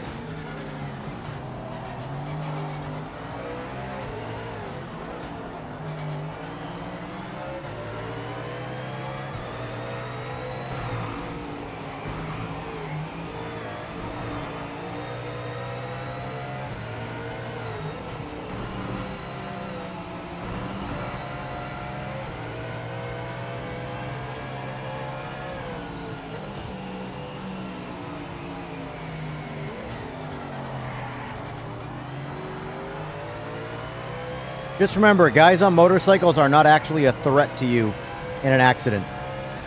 You are a threat to them. The baddest guys on the planet on a motorcycle have all been killed by pedestrians not paying attention. My buddy certified, more talented rider than I could ever dream of being. Man's done some pretty incredible things on a motorcycle. He got killed cruising at the speed limit at an intersection because some bitch wasn't paying attention and pulled out in front of him.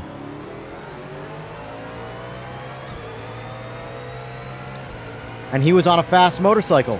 Imagine he got killed by Sheila on her cell phone on a super fast motorcycle, and now people have to pay more money to own those motorcycles when the reality of the most occurred death on a motorcycle is Sheila on her cell phone. I'm not saying people don't get themselves killed sometimes on motorcycles, but still, the number one cause of dying on a motorcycle is being hit by a pedestrian car. Still, to this day. It doesn't matter what kind of bike you're on, Sheila's not paying attention either way.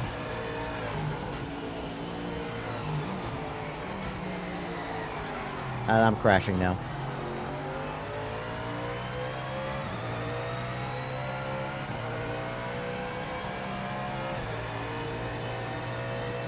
I have, the only time, ironically, the only time I've ever crashed, it was my fault. But if I wasn't paying attention, I'd have been killed by a pedestrian by now, 100%. I've avoided so many, well, I've had so many near-death experiences from people.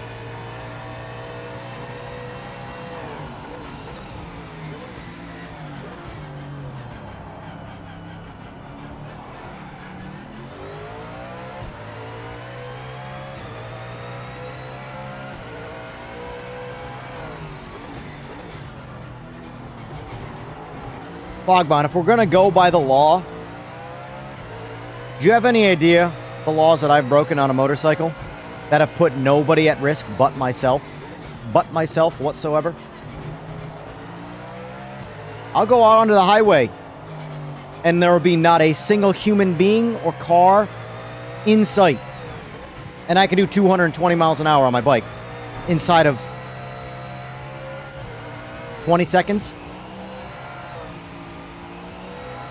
That's a big law to break right there. Only person at risk is me.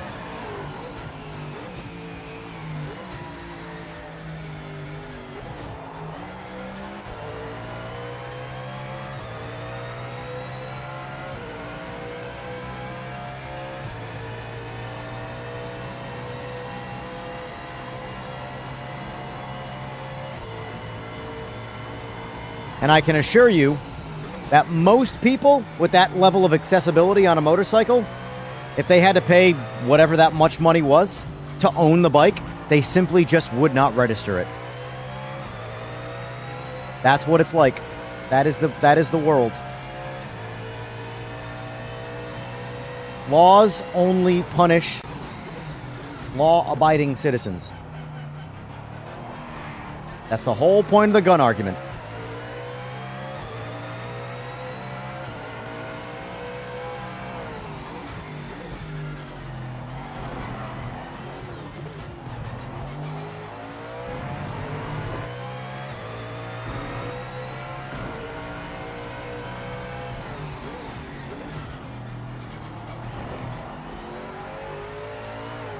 And the thing is, let's just say hypothetically I go out on the highway and do that, my actual risk of death is only threatened by like an animal or something like that.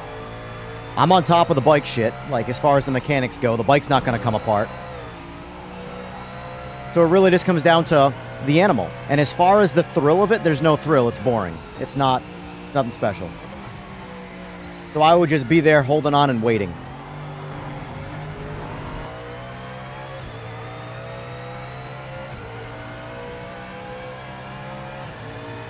It isn't law-abiding. I said I would be breaking the law.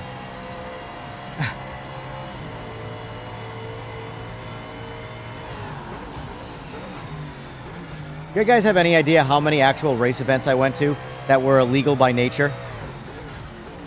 That were sanctioned by police? They were there, watching, making sure everything went smoothly? Because the reality of that kind of situation is you're not putting anybody at risk but yourself. And a lot of law enforcement actually recognizes that.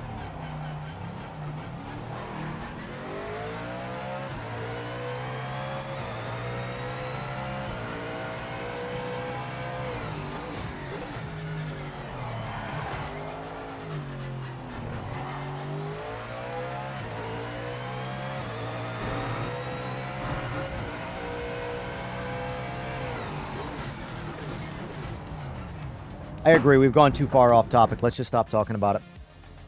Because there's way too much judgment going on right now for stupid shit. That doesn't matter.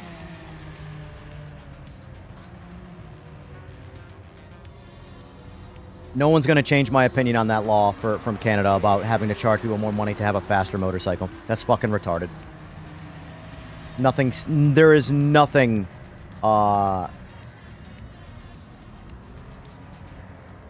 good about that law. Nothing. It's just a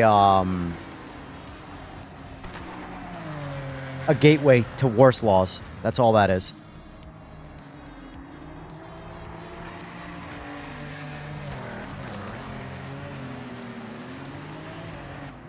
Back to racing it is.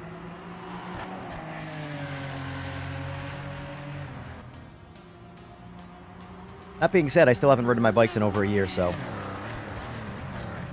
don't care enough. Everybody leave this lobby, or is it just showing me 6 people? Yeah, everybody's bouncing.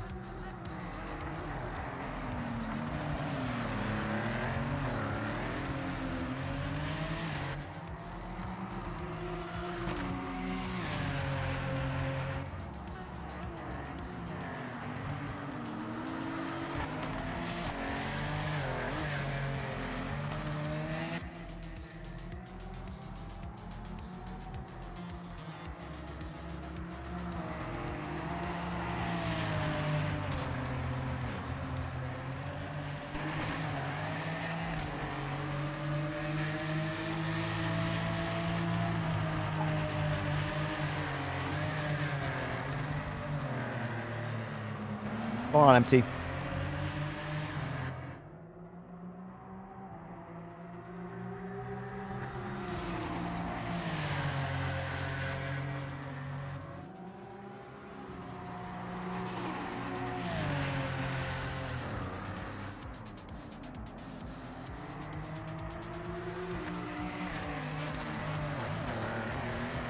Yeah, that's like confusing a New Zealander with an Australian. Or an Irishman with an Englishman. You just don't do that.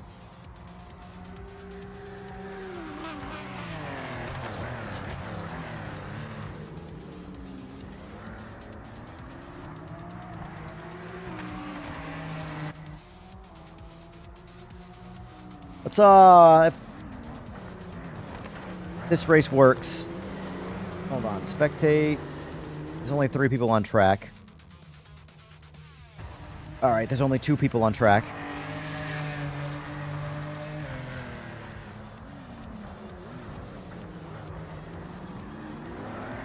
I gotta say, Slick, I don't know how you do the Facebook thing. So obviously not to go on this subject, because we're not, but briefly, just to talk about how shitty Facebook is. If it weren't for Facebook, I wouldn't know about the most recent shooting here in America. And I haven't looked it up. I haven't cared. I don't care. Facebook keeps spamming me about it. I do not give a flying fuck.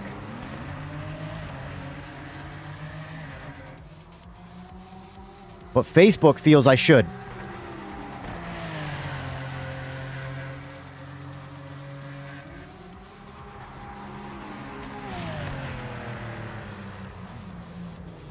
Facebook loves mainstream media. It's just insane. I don't care.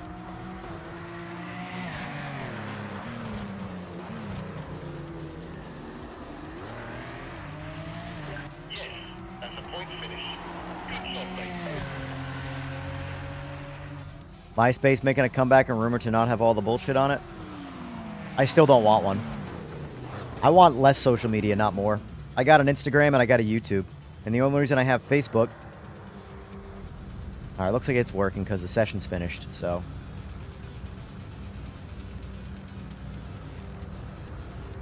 If you watch the news, you would think America is like a third world country with war crimes going on and all this crazy shit.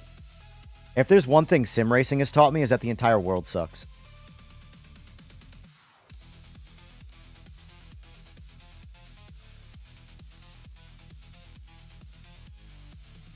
I haven't done Daytona in a minute. Let's do some Daytona.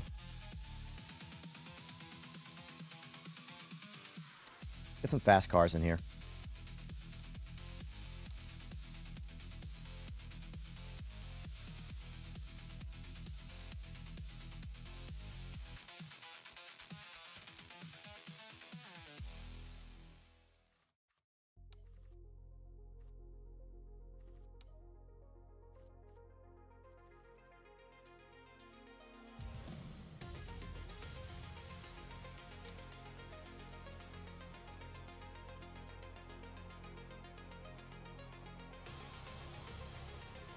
Going on, Jurassic.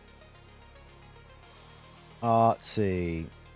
I want to change my vehicle.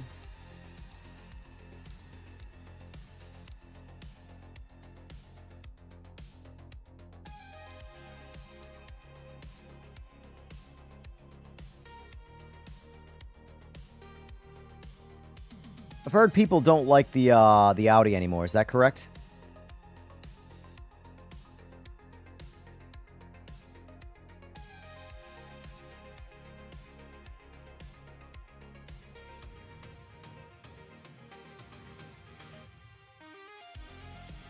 I do think. Did anybody catch the Trump jokes we were telling last night about the if Trump took over the Project Motor Racing? It's the greatest sim. There's never been a better sim. Sold thousands and thousands of copies. Fake news. Oh God.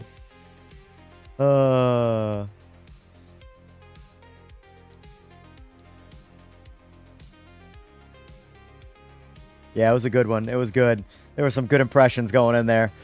I gotta say, man, if we get nothing out of Trump besides memes for the next decade or so, man, it's worth that.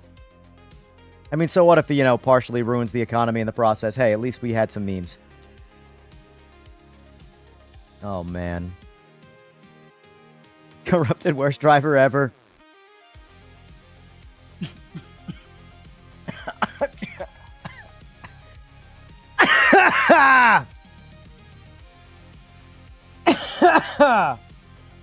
Oh man, I'm dying.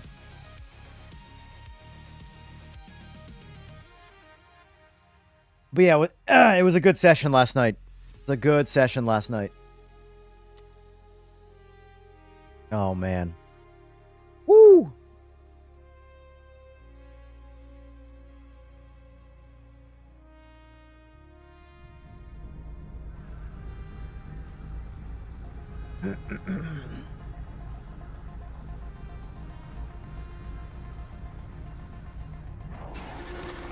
Oh. Who's corrupt? I missed that part. Oh man, I use the bathroom. Ha!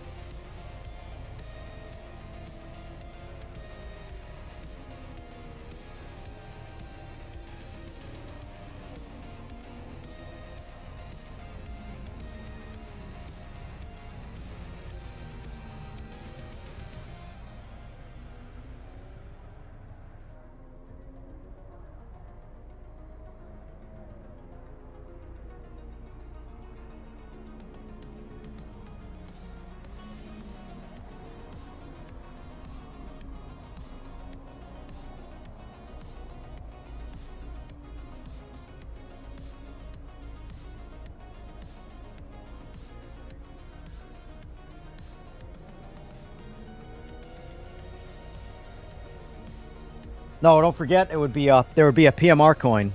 There'd be a PMR coin for sure.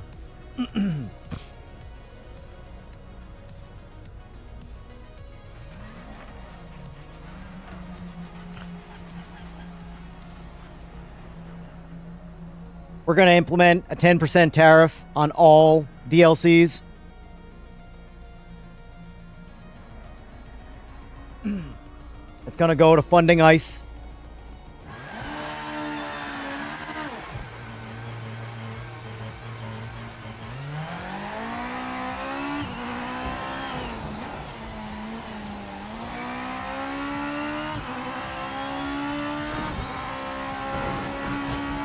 It's been a minute since I drove one of these. Hot damn. Oh, hell, let me kill this line. I don't need this line right now. I only needed that for the test track. I have no idea where I'm going. Hopefully we get that on a bind. Like we got the HUD, the line on a bind. That'd be really nice. I just hit the button. Like I do that in Race Room a lot.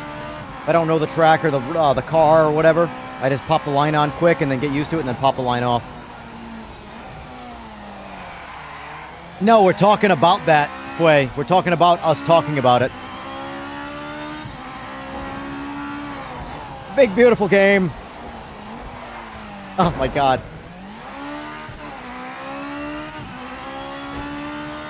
So many copies.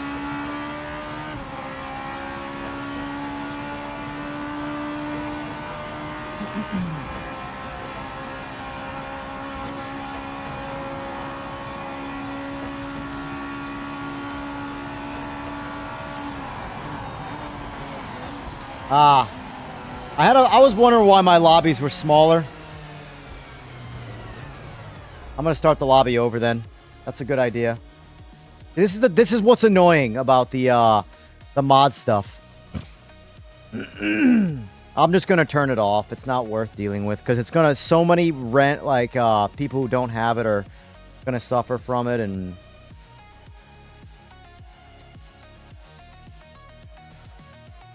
Turn the mods off. It just rules out so many people just joining your lobby because of the way the system works with the mods.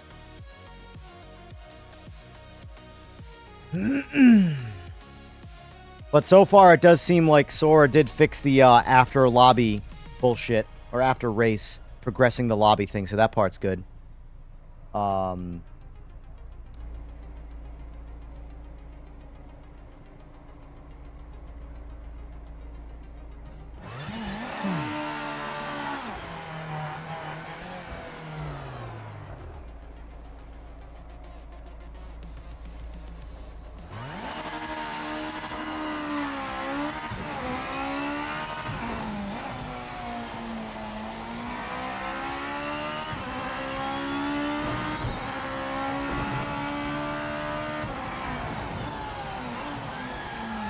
Woof!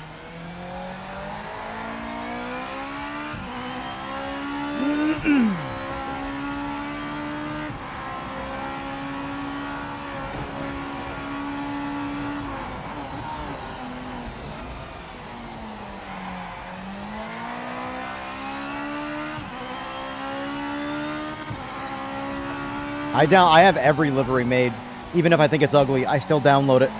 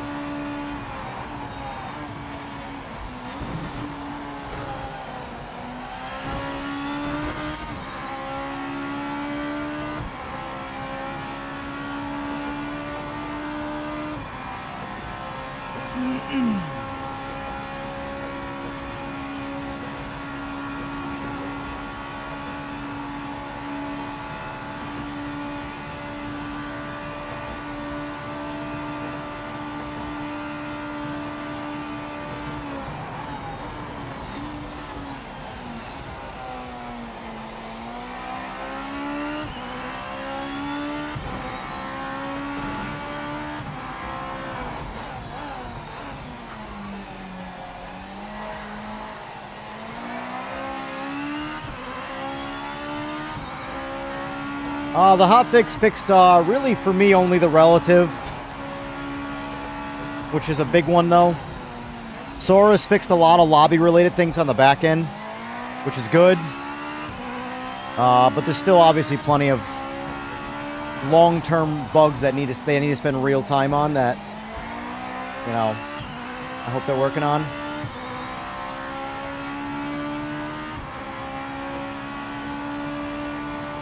What shift did you get again, MRD?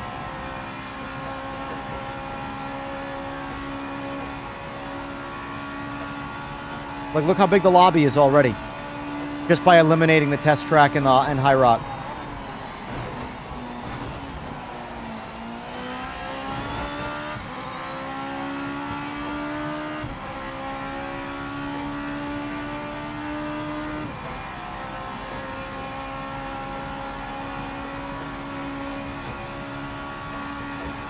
I agree with Evil right there. I do think LMU is Slick's game. Everything I hate about it is exactly what he likes.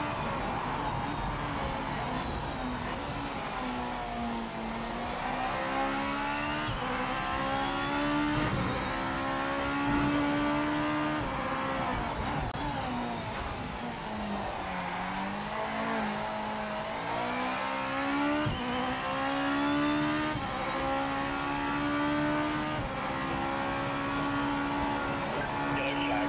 Be careful.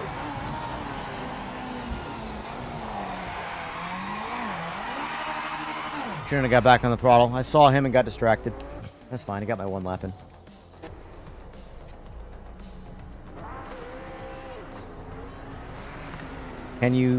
Can they move the load setup to the first page of the menus? What do you mean? Oh, load setup. I got it. I see what you're saying. So put it on the essential screen is what you're saying. So you want these buttons here on the essential screen? Is that what you're saying, Captain? Because that would be nice if that was on the essentials page. You know? I agree. Since it's the default page, you boot it up. Most of the time, people are just going to click load setup. They have to do one more thing. You know? If that's what you're referring to.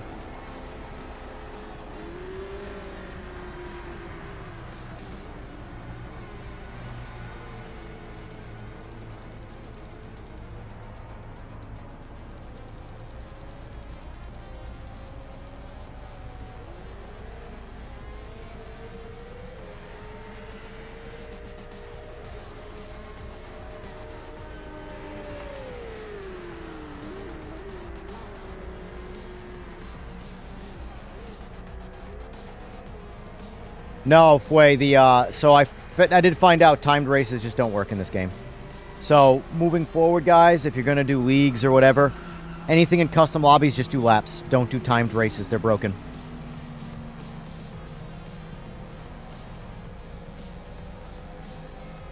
But what Sora fixed that we were checking today is to make sure that the race ends and progresses at the end of the race properly. Before, because what I found out was happening was the AI had to do one full lap and then pit after the last player crossed. So let's just say you're in last place in a race, and the second you cross the finish line, normally that would end the session. The last player on track crosses the line. What it started doing was the AI now had to do one full lap and then drive into the pits to end the session. So naturally, tracks like Nords, you're better off just quitting the lobby and then going back in and starting another one. So I was testing that to make sure Sora fixed that because he said he did. And it does seem so far like that is now back to normal. So far, 2 of the bugs that were introduced with 2.1 have been fixed. The relative bug, like the ones that have been affecting every single session, no matter what. Relative bug and the progressing the end of the race bug.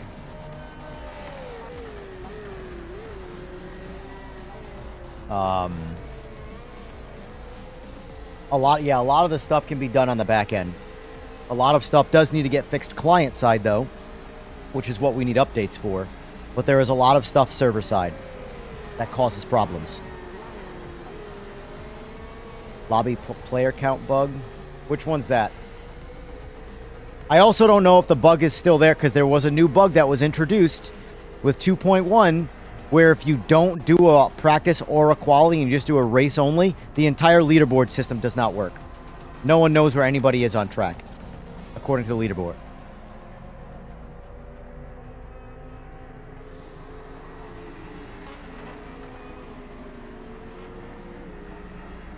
Howard. Well, that one, Rob, is not fixing. That one's going to require possibly some time. Timed races do not work right. They don't finish correctly. So you got, for the leagues, you have to do, like, that's not like it, because don't get me wrong, we've done 3 timed races to test. One was the league. The league obviously broke. One regular session worked fine, and then the next timed race broke. So, just 2 lap races. It is what it is.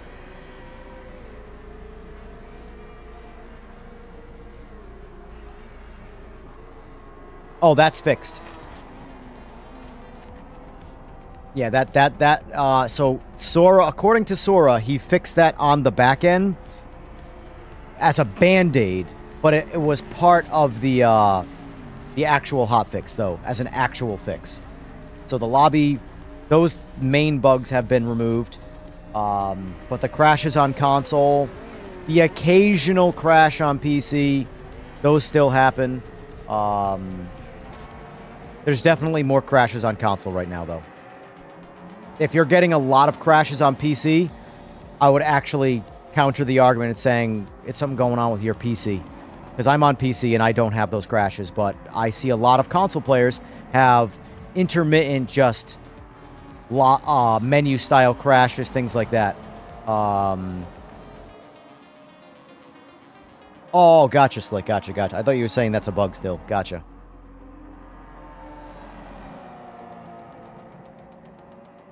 I was joking with Sora. I'm like, how much sleep did you get last night? He's like, I got a good night's sleep. I got 5 hours. And then today I was like, man, I'm feeling pretty good. I got 7 hours. I don't sleep either. I have sleep problems. For me, I have like an internal clock that goes off after 4 hours, and then I can't. My body's exhausted and it wants to sleep, but my brain won't go back to sleep after 4 hours, and I struggle very, very bad in that department. But I got 7 hours straight sleep last night. So I'm like, damn, I feel good right now, boys. That's why I wasn't going to do a live stream today. After you guys heard me last night, I had no intention of streaming today. I said the only caveat I said last night was that if I somehow got a good night's sleep, I didn't think I was going to get a good night's sleep, honestly. I was very much writing today off. I woke up going, I feel pretty good right now. Let's talk about the, what do you call it? The Traxion podcast.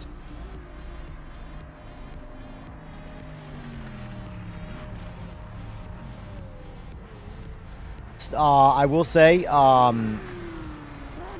there were some very good key things that were said that will be overlooked by people. They just won't notice it because it's not what they're looking for.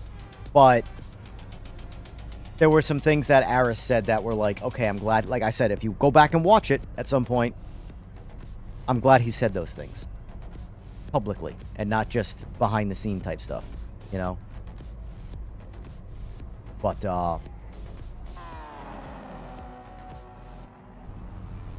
I know I'm very vocal to Sora. I'm very, very, very vocal. I feel bad for Sora.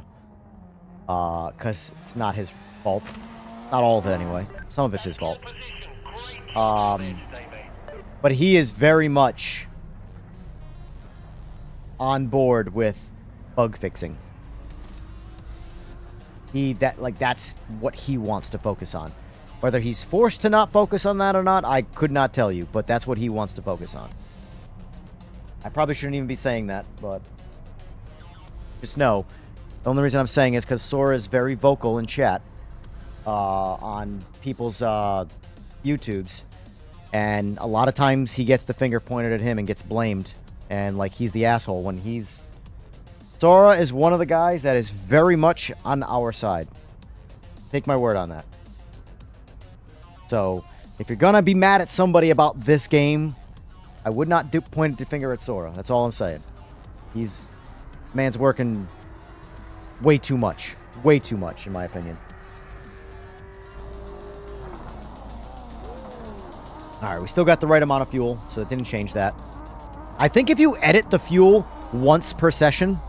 So, like, if I drive this car in the next race, I'll still have 5 gallons in it in qualifying. But if I just go to the race without editing anything in the setup or loading the setup, it will reset back to full tank. Or, not full, half a tank. Come on, mate. Keep them behind you.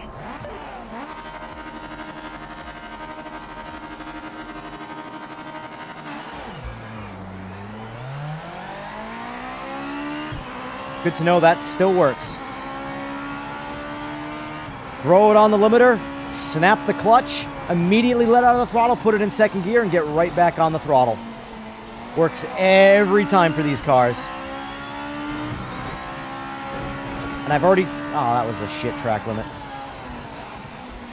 Earned it, though. It was shit because it was very easily avoidable.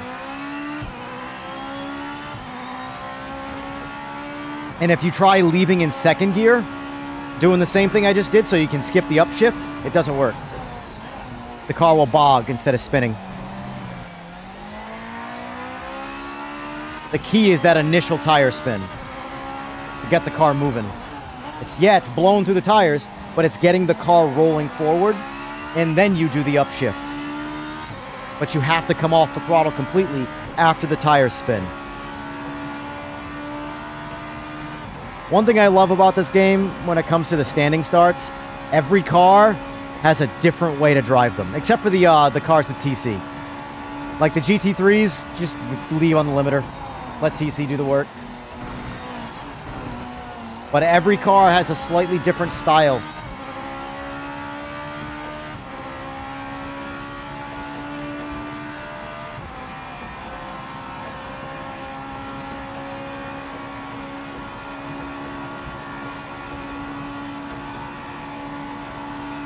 I think visually, Daytona needs the most work. Again, we're talking about things that are just not problems. But let's talk first world problems for the game. Things that don't really matter right now, that'll eventually be nice to have. I think of all the tracks, Daytona needs the biggest visual buff. But I can make the same. Honestly, I'm very disappointed by LMU. In fact, I want to show that at some point. I think LMU did a really good job on Laguna Seca. I think they did a shit job on Daytona.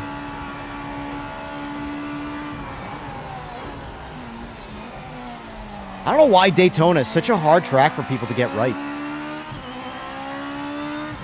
Like, Daytona at nighttime, especially, is like a milestone event level race. It's beautiful. It is genuinely like, if I think of a single one nighttime race, it's either Daytona or like maybe Dubai, but I would still give it to Daytona because it's like a fair and a festival and just everything about it is just wild.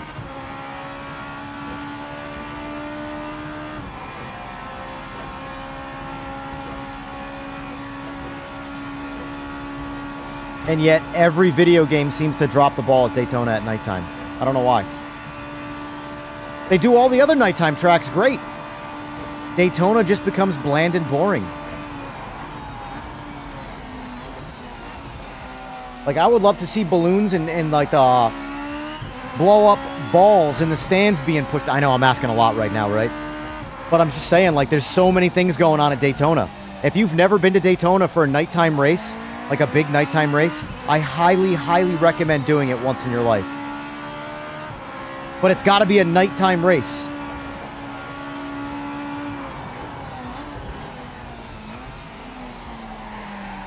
It's just a sight. I mean, it's great during the day too, but it really starts to stand alone at nighttime.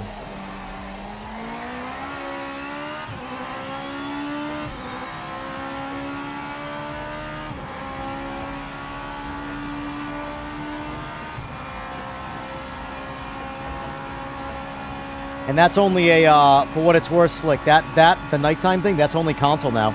It looks great on PC. Sorry, I don't mean to twist that knife, but that's just the reality of that.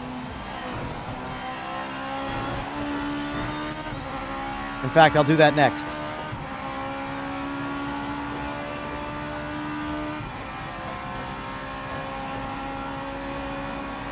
I agree with you there, Renovadio. I just did, when I was showing off the Mustang yesterday on Daytona. Sorry, on Sebring at nighttime in Evo. It looked good. It looked good. They got a lot going. You know what I like about Evo? They either capture the fog. Like, not the fog, but the dew point, like the humidity raising up, where everything starts to get very, very, like, hazy from water grains in the air. That was a nice little detail that I've never seen in a sim race. Or like anything. Gran Turismo 7, you name it. I've never seen that before in a game. AC Evo did it, so... Like I said, AC Evo, in a lot of aspects, does feel next-gen in terms of visuals. But just don't race in the rain. Don't race in the rain on Evo.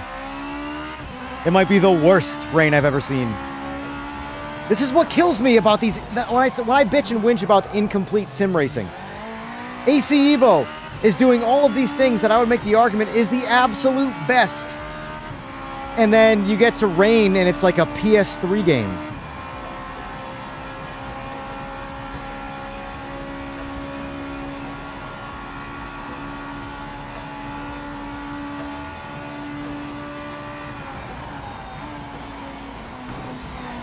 One day, guys, we'll have one game to rule them all. Name of the game will be like My Precious Sim Racer.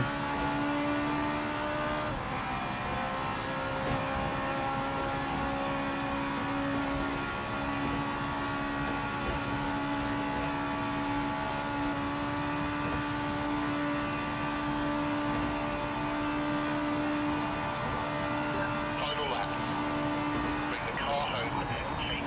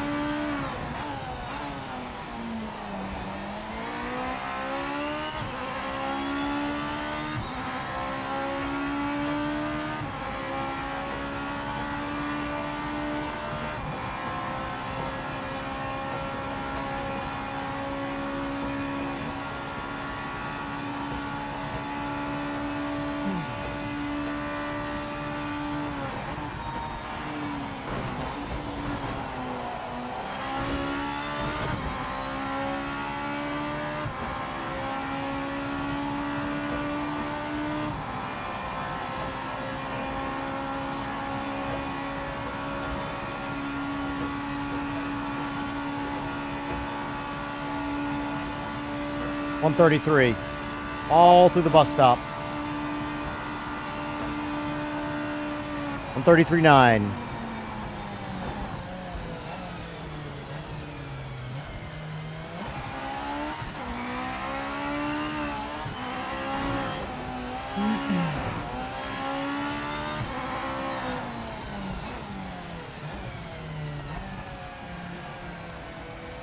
I want to pay attention to the because if Kia Langdon is still on the grid, he might not be, though. I don't know. I don't think this is updating live either.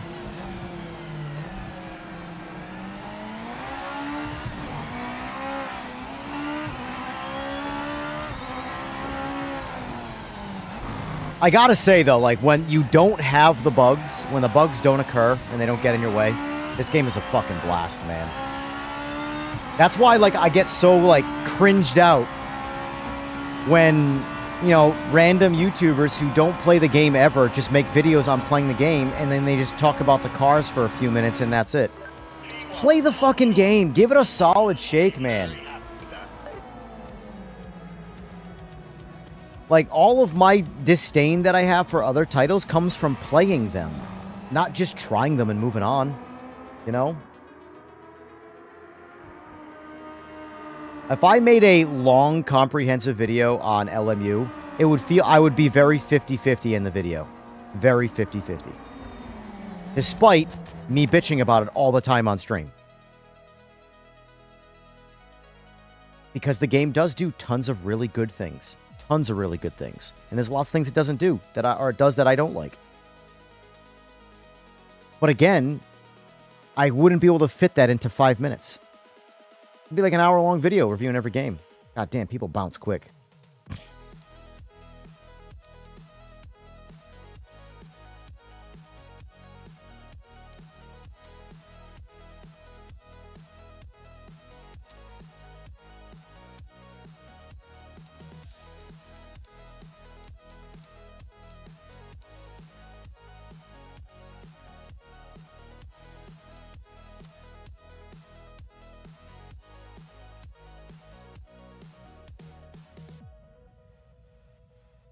Yeah, I did see that, yep.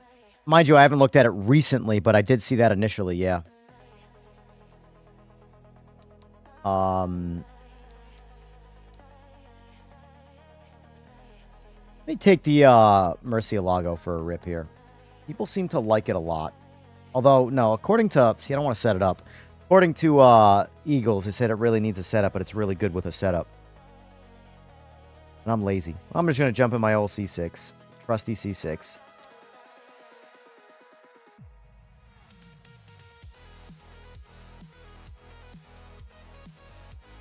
At least they, they did away with the paywall of the Jokers. That was like the number one thing with the update that I was like actively big fat fucking no about. The price, I disagree with the price, but at the same time, no one's putting a gun in your head and saying you got to buy it. Right? That's not actively ruining the game, having an expensive DLC for only a couple tracks. But paywalls and pay to win, that's bad. That's objectively bad. I'm glad they went back at least the paywall side of it.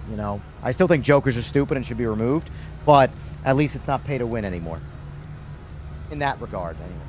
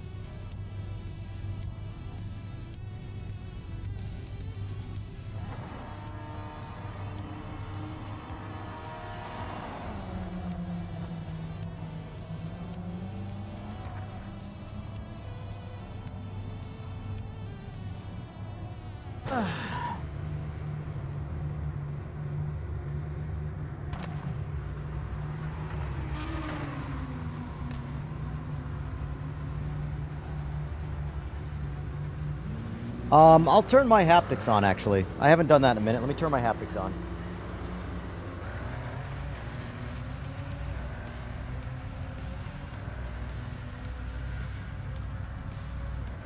shit kicker's going. I mean, the butt kicker's going. On. Turn on Sim Hub. Hopefully it just hopefully I don't have to restart the game, because sometimes for haptics you got to restart the game. Maybe. We'll see how I feel, Robert. It's running.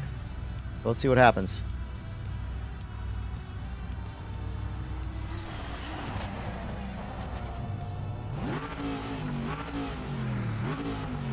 Currently none. I don't think it's going to work, honestly. I think I'd have to restart the game.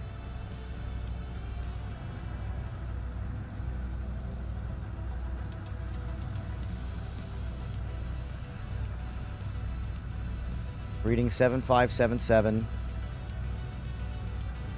And then this should be putting out...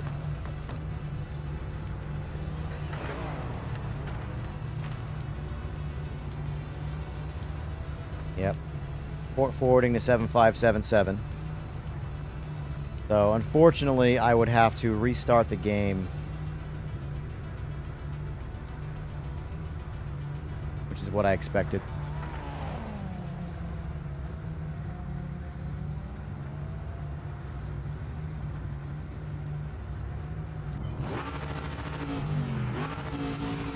Oh, wait.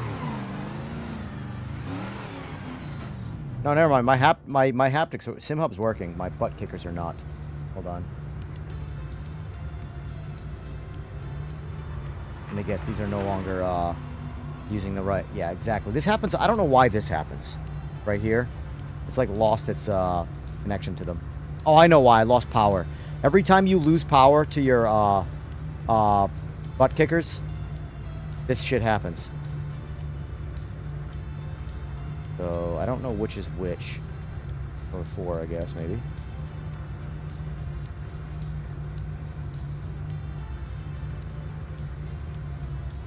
Alright, now I feel them vibrating. This is...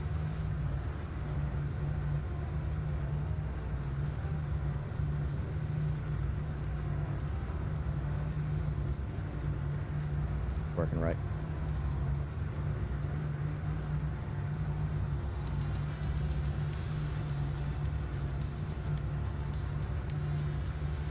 God, I forgot how good haptics feel, man. Just the... I'm sitting here idling. My rig is vibrating a little bit. You're going to see my camera vibrate a lot now because my camera doesn't have a damper.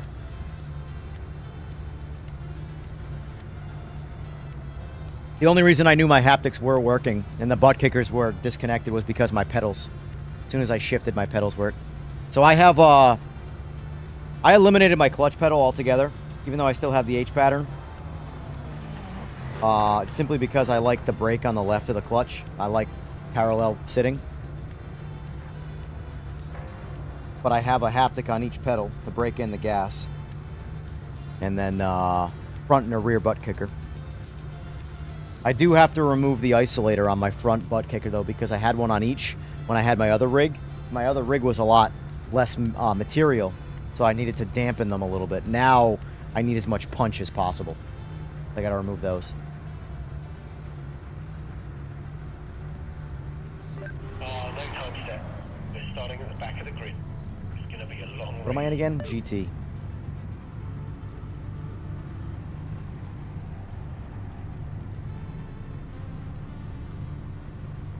Well, they recently died because my power at the house went out.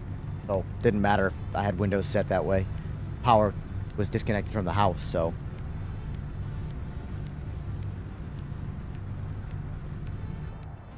Alright, let's see how this stuff feels now.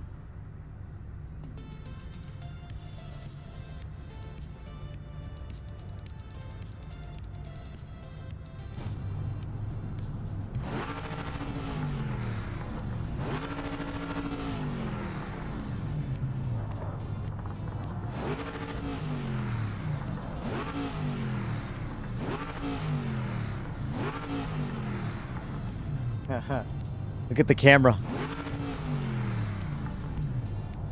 You guys wanted this on. You're gonna get high as shit. Here, look at this.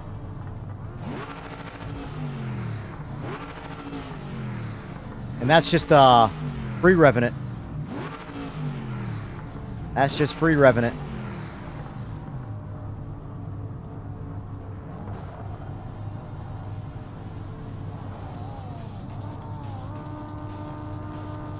I use curbs for rumble strips, basically. Engine revs, road texture, and shifting is basically what I use the butt kickers for. No heroics out there.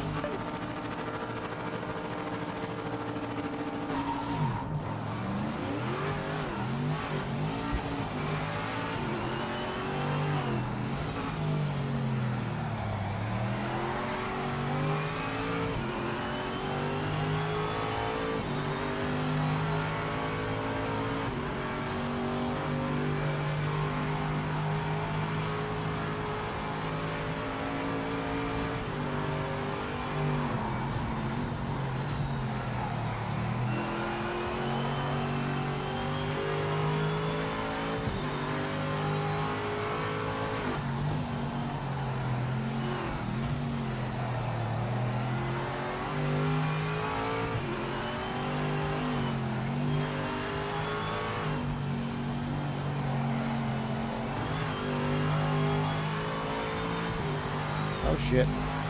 Not paying attention here.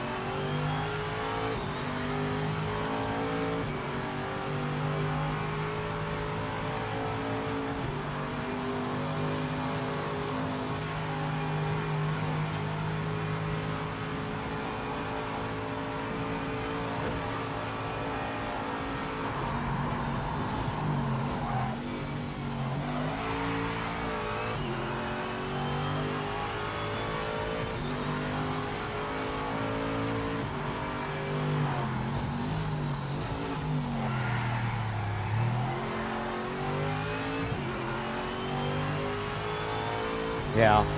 I haven't had that experience ever yet. How do you guys set up SimHub? Do you have the game go to SimHub directly? Because I'm port forwarding to SimHub. So SimHub goes to SimPro first, and then SimPro port forwards to SimHub. That way all my wheel telemetry is prioritized. But it still feels pretty instantaneous, so...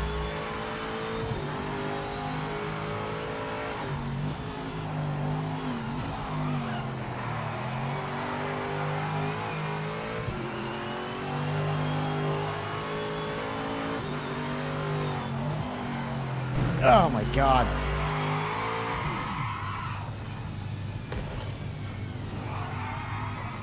That worked out, sort of.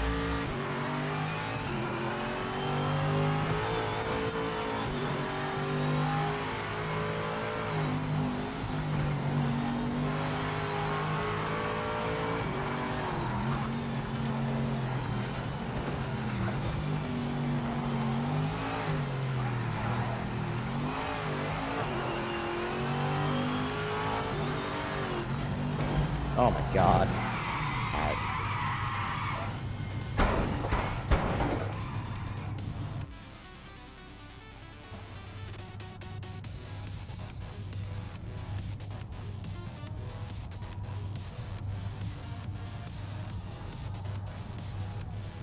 Oh my god, it's like I shut my car off, actually.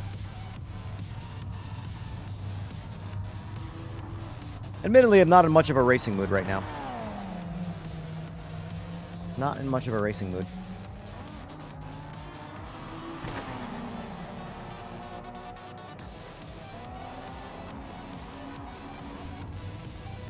On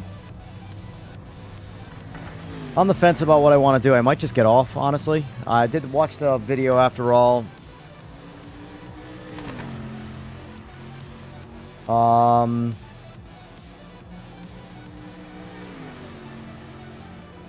Don't know what I want to do. What should I do, folks? What should I do?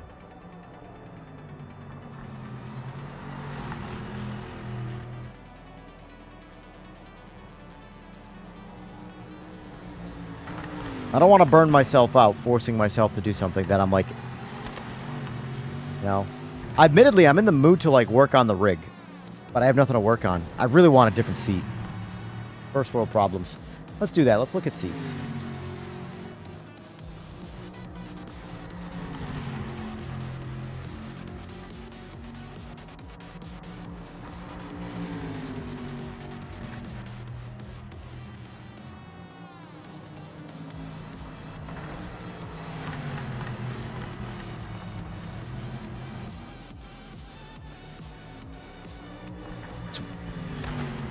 See, sim racing, seats and add-ons, and then products, racing,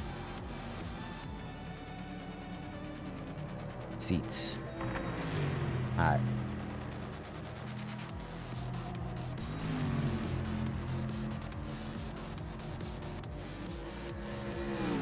I'd love to eat junk or fancy food, but that's unfortunately only on the weekends. I am a 700-pound dude living inside a 160-pound dude's body.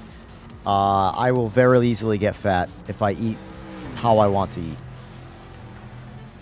I am going to back out of this race, though, because I don't feel like listening to it in the background. I'm definitely done with custom lobbies for now. Maybe I'll do some ranked, but I want to look at seats first.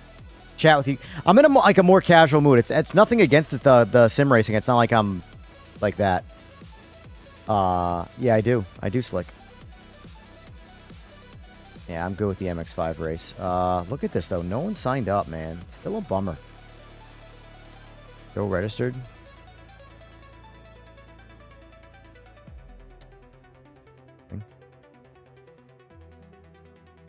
Yeah, let's back out of this for now. Do this.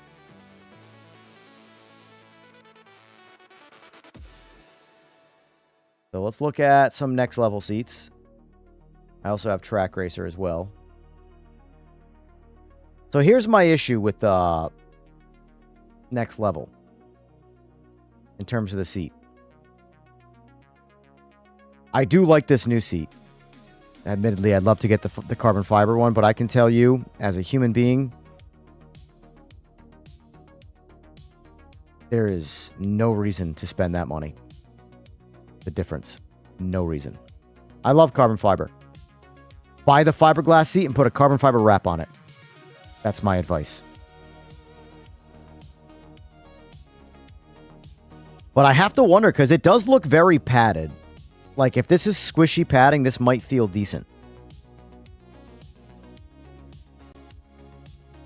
Admittedly, though, that does look blah. Like, that's one thing about fiberglass. It's just never flat. Like, texture-wise. Always, like... Whereas the carbon fiber one, man... That look good. The carbon fiber weave hides a lot of, like, surface imperfections.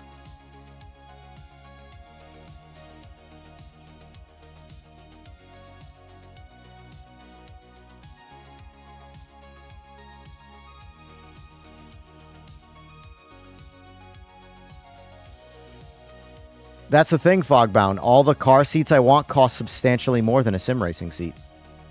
Like, substantially more. Tell you what I mean.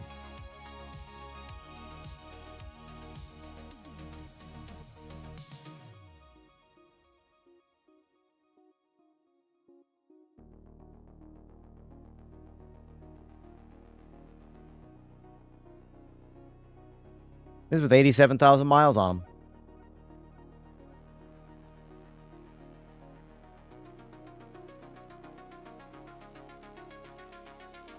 Yeah, I get 2 of them, and I get back seats too. But, like, I can't go buy these new. I have to buy them used. They don't make these anymore. That's with 87,000 miles of someone else's farts sitting right here. You know?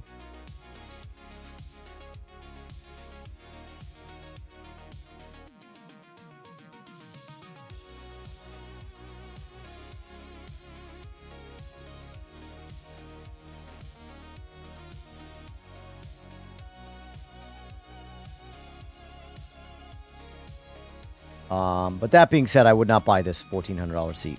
That just wouldn't happen. I do like the ES2. Again, for me, it's comfort. All I care about is comfort.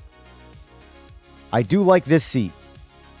And I do kind of low-key want a bucket seat and not a reclining seat. And I have a reclining seat at the moment.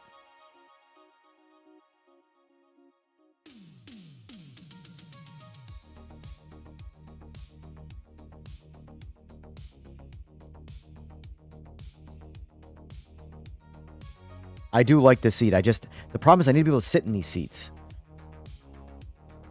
The haptic seat thing is kind of cool.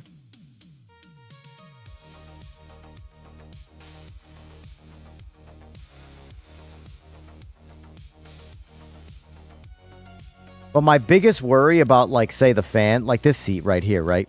The fans. I very much worry about what happens if a fan fails. These are stitched together seats. These aren't like, I can't like unzip them and change the fans. You gotta unstitch the seat to get to a fan to replace it. What if a fan is making noise? Maybe they have a zipper on it now. Those do look like zippers. Originally, they were when these things got reviewed, that was a fault point for them. Maybe they added that after the fact, so that part's kind of good then.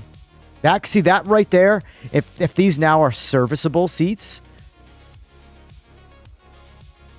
I could maybe be okay with it, you know, if it's serviceable. Because a fan is not going to last forever, and there's a bunch of them. If I can't fix my own shit, I don't want it.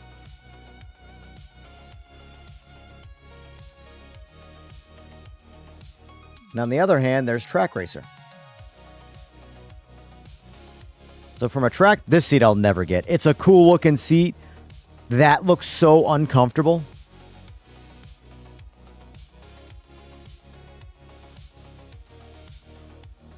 So I have this seat.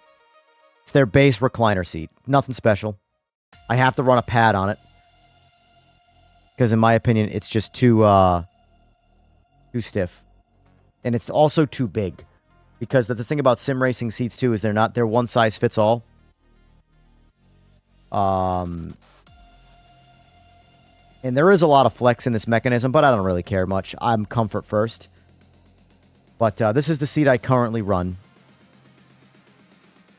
Nothing special. It's a base seat.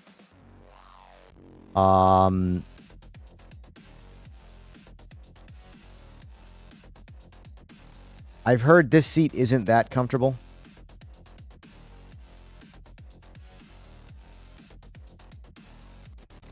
Yeah, there's just not enough padding there. So with these guys, I want to say this is the most comfortable one they sell for a bucket. There's a lot of padding here. And I need ass padding just as much as I need back padding. Gravity naturally is beating up my ass. And I do like the bolsters right here. It just gives you more of a race car vibe, you know? I think this is probably of the Track Racer seats potentials. This would be the number one pick from Track Racer. There's the rally seat, but it doesn't look like it's as padded.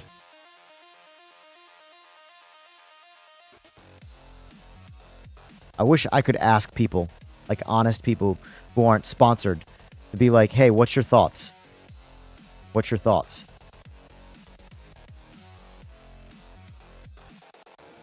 Because too many people, like, attach their affiliation too close to their hip. Like, I'm affiliated with Track Racer and Next Level Racing. I'm sure they got some shitty fucking products in their lineup. And I'm sure some of it's good.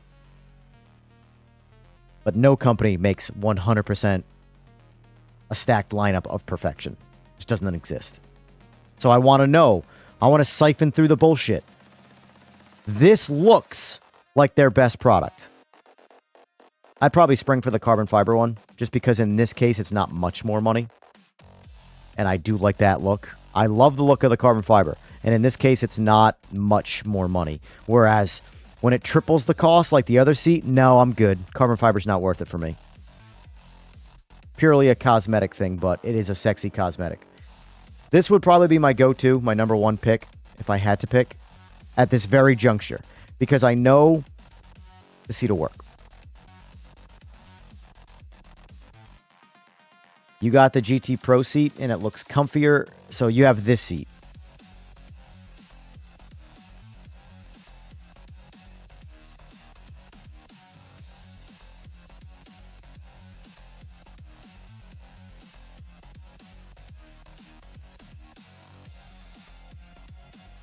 And it's not comfortable?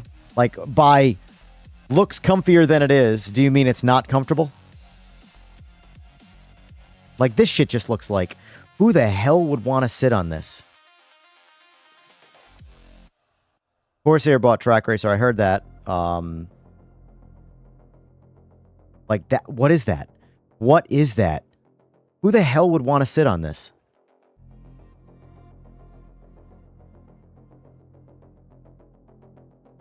You're on the next level ES1 bucket. All right, let's pull up next level again.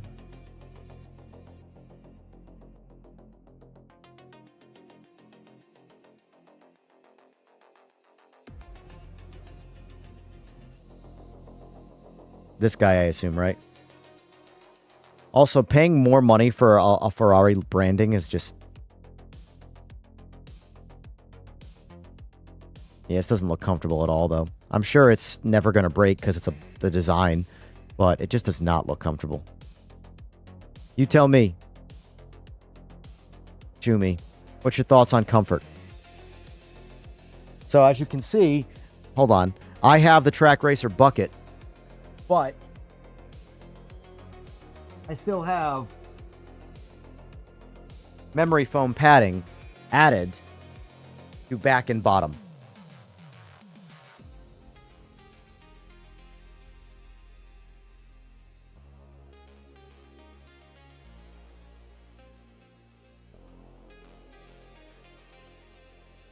Stupid refreshing the stream shit. There we go.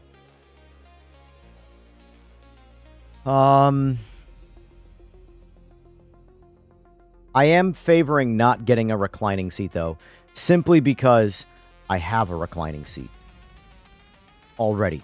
And going to another sim race reclining seat to me seems like a lateral movement. I do like the ES2. I do very much like this ES2. I really like this seat. But I'm also worried because it's a two-piece bucket. And not a one-piece. Has anybody sat in this seat? The ES2. I like it better than the ES1, for sure.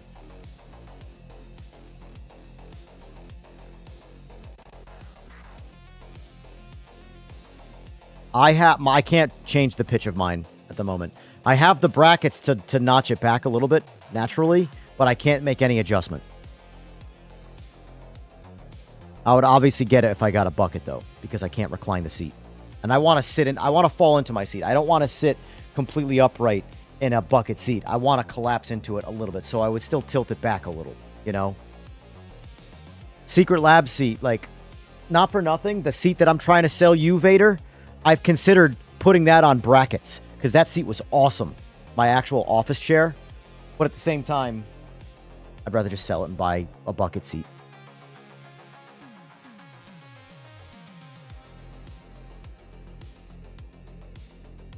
I feel like if I went with these guys with next level, it would be the ES2. Or potentially the ES3, but... Like, my whole thing is this, right? Is this a have your cake and eat it too seat? I'll pay the money. You know? If this is going to be both comfortable, rigid, and sexy looking, and I think it's got the sex appeal part covered, because I got to look at my shit. I like looking at stuff. I'm a glutton. It is what it is. I like having nice looking shit. So, like, it's a badass looking seat. I'm sure it's rigid. Is it comfortable?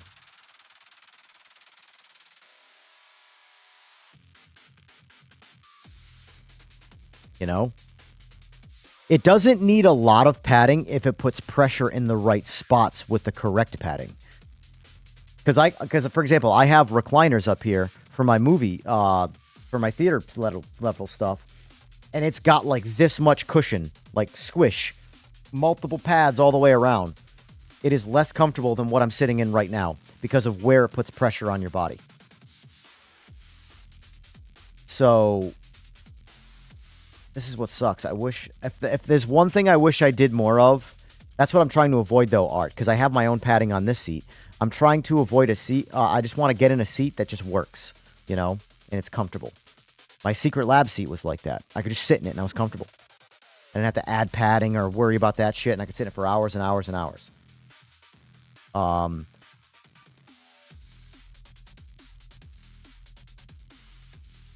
Depending, like this looks like it could be, this seat, depending on the actual pliability of these cushions, could either be insanely comfortable or insanely miserable. And I don't know.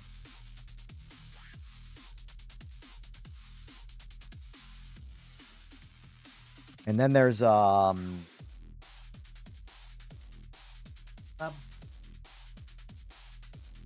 it's SimLab. I'm also only buying a seat. If I'm going to buy a seat from a sim-related company, I'm going to buy one that's got a United States compliant distributor. I'm not paying tariffs and any of that fucking bullshit. I'm sorry, I'm good. I'm not suffering from the irresponsible decisions of politics. Nope.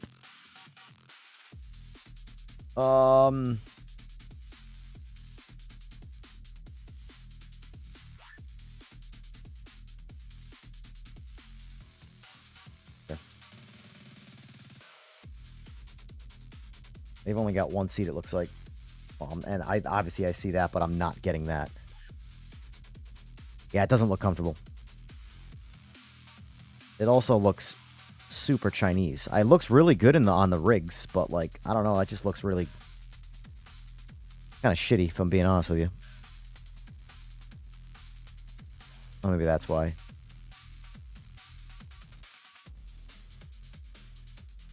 The blue looks really good. This is the one that a lot of people get given to them for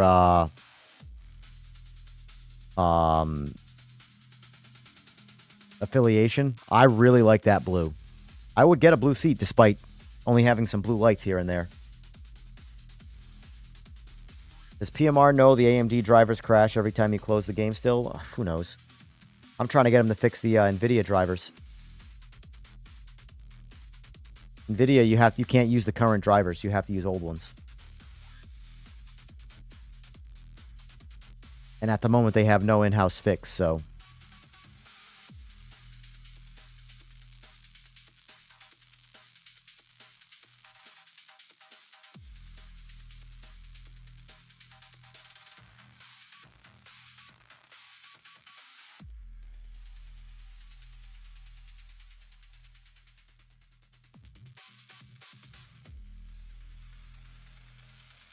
Yeah, if it's going to be Track Racer, it's this seat.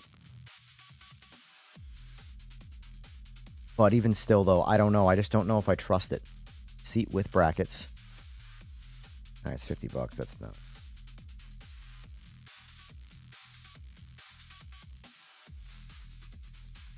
What are your guys' thoughts?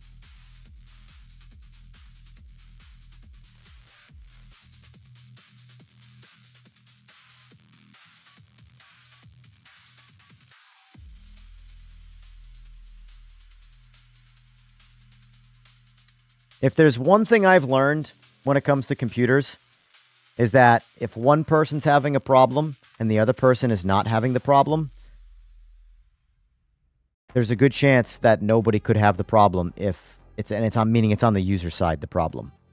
Whereas like a console level problem is if one person is experiencing this problem, everybody else on console has it too. They're just ignoring it or not paying attention to it happening. It's like the opposite, you know? Like my experience, believe it or not, should be everybody's experience if they're really somewhat decent with setting up computers and stuff like that.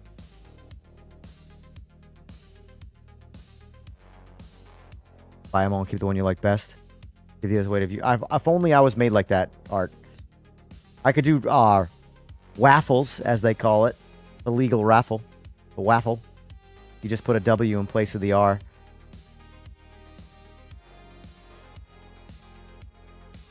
I once sold a $3,000 motor, well, $3,500 motor for like $6,000 due to raffling. No, people knew. It's not like it's obvious. You can do the math. You have a certain amount of people who bid on something for the same amount of money, and only one person gets it. You know how much money you make. It's not rocket science there. The raffling is a way to do things. It's the same way that, like, for what it's worth, guys, when they do the giveaways on like Patreon and shit like that, that's a raffle. For those who don't understand, it's a raffle. But instead of bidding on the thing to win it, you're just supplying that person with a monthly donation that enters you into the chance to win the thing. That's a raffle. It's not a raffle. Raffles are illegal. Can't gamble. Okay. Would I help you sleep at night? Anyway, I do like this seat. So let's do the math out. This is going to be $600 with brackets for this seat, for the carbon fiber one. Which in this case, I can make the swing for carbon. It's still expensive, but like it's not like 3 times like the $1,500 next level. I'm good on that. I'm not doing that. That's stupid. I would just get the fiberglass one. So it's this one. The other option is the ES2. It's actually cheaper, although I don't know if that includes brackets or not. I should be able to get anything that is next level racing on Amazon, though. Actually, let me check my phone. It's easier. And I'll sign in.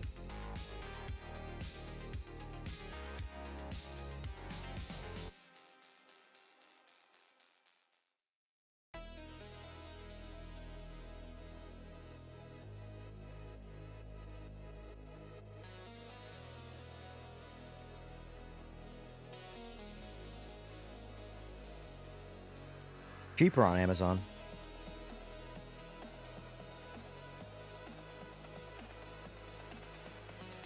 $430 on Amazon, not $450.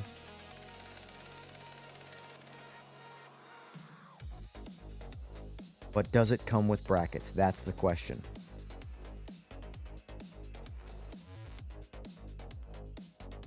Suggested maxed waist size, 42 inches. So I'm clear there. Not that fat.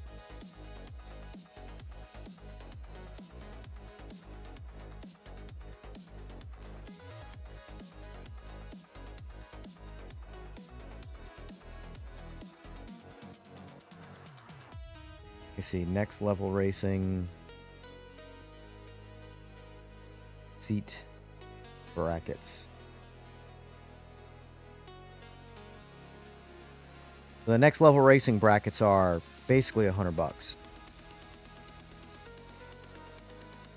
to get their branded ones.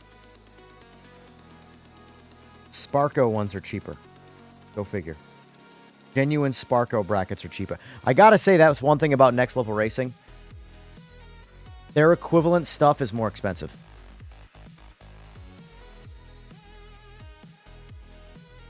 Gambling without a license is illegal, Rent of Audio. So technically, yes. It's like one of those, like, yes, it's illegal, but nobody cares sort of things.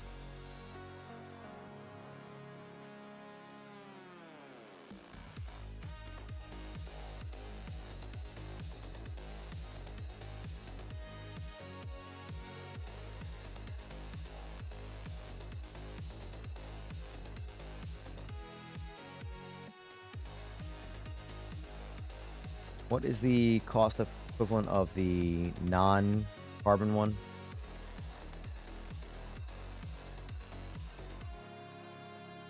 And it is $200 cheaper for fiberglass versus carbon.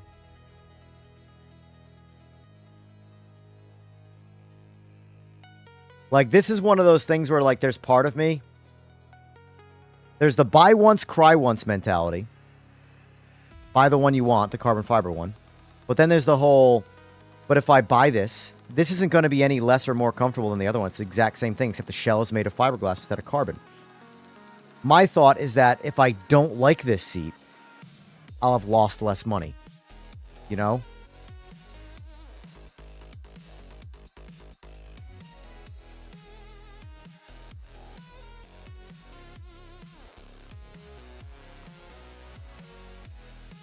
So we're looking at about 13.5 inches at the shoulders.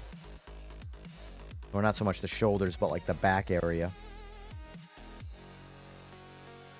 Tuchus is 15.3. See what my seat is. Yeah, if you're running a casino out of your garage, yes, that is a thing, yes. Don't do that.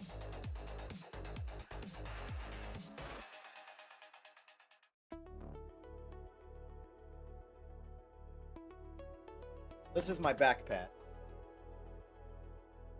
I have one on the bottom, too.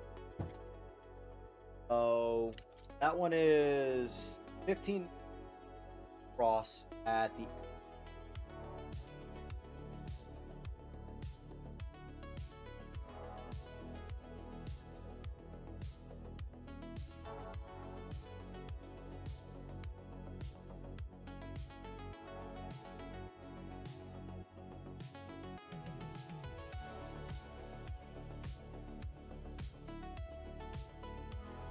$13.5 at the shoulders. It's actually wider than this.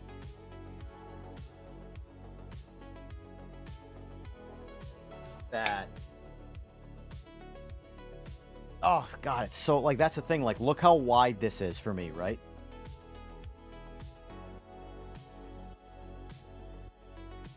Like, this is... This here,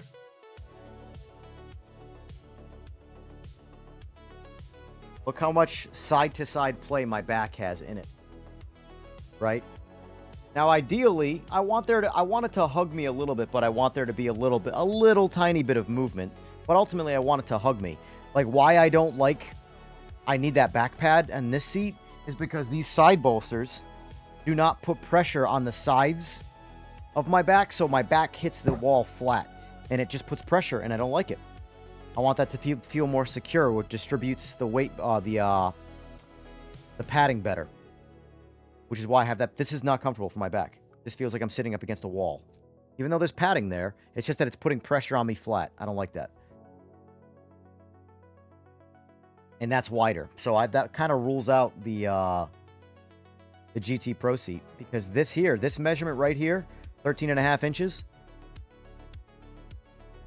is wider. What's the other one? The Rally.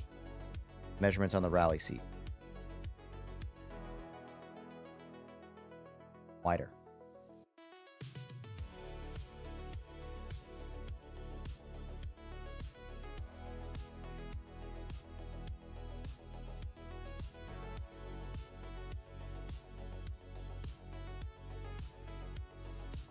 Next level one at.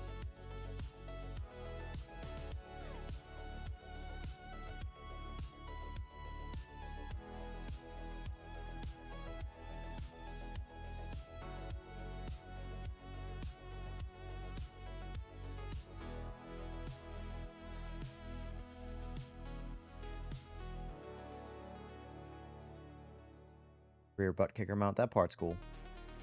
That'd make me consider moving it.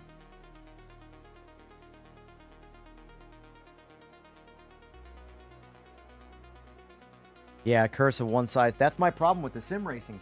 I'm a small dude, and they're one size fits all.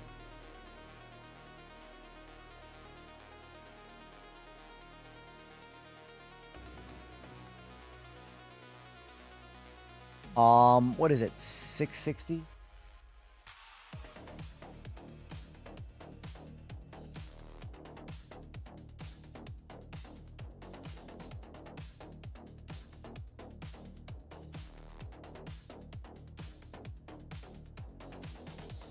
Six Sigma, sorry. This seat actually looks really good, and it was reviewed by someone. And And they actually said it was really comfortable. The 6 Sigma seat, but it's definitely like Chinesium. But it does look comfortable.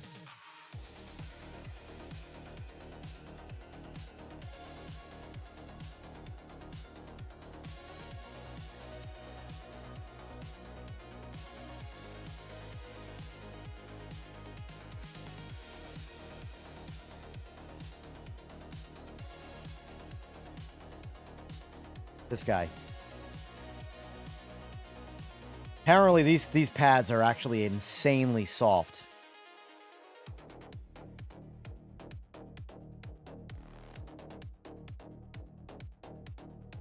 I don't know how I feel about the sky sparkle going on here, but not that big a deal to me.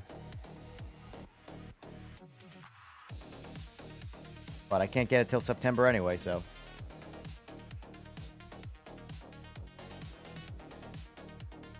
Oh no, I'll be right back though. My back already hurts. I gotta put that pad back on.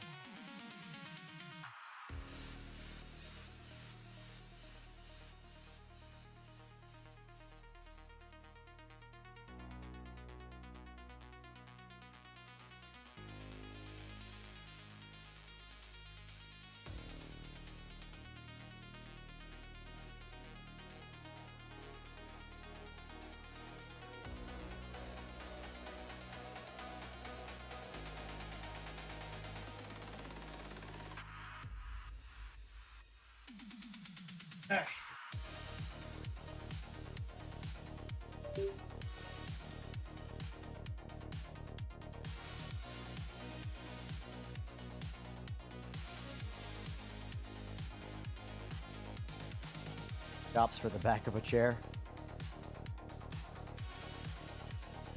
All right, let's see. Corbeau FX1.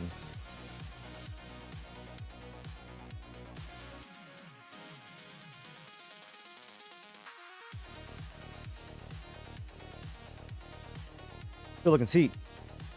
Real good looking seat. Real good looking seat.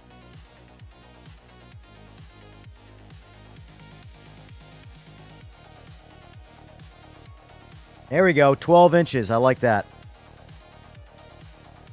Get small. They're not updating live.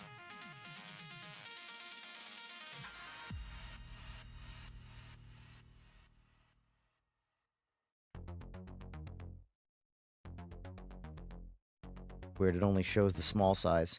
I mean, that's probably the size I'd want, but...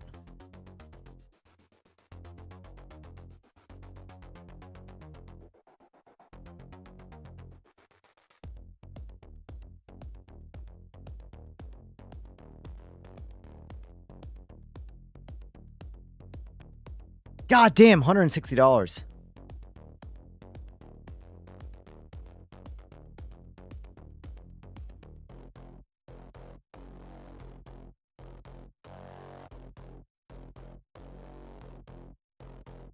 I'm not a fan of their website not updating shit live. I want to see the pictures. Oh, wrong thing.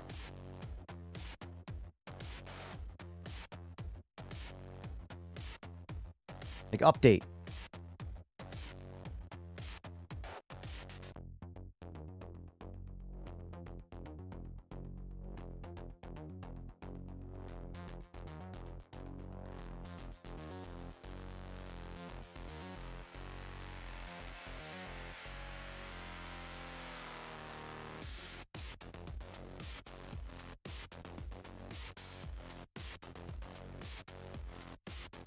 I am a small man.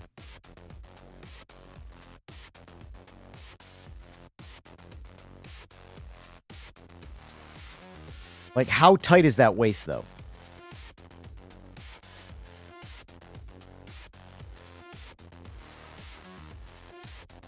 You know what I'm saying? Like, waist up to 36 inches.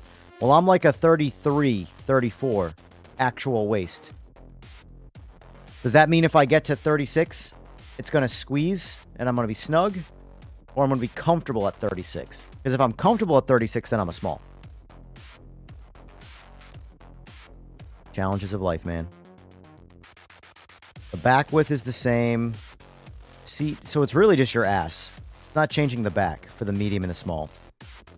So part of me thinks I should get a medium simply because it gives me more, you know, wiggle room in the ass area. The back, this is the key point here, though. The seat back is the same. Same width between medium and small. Seat base width is an inch. So realistically, you can get a little round in the midsection with the medium.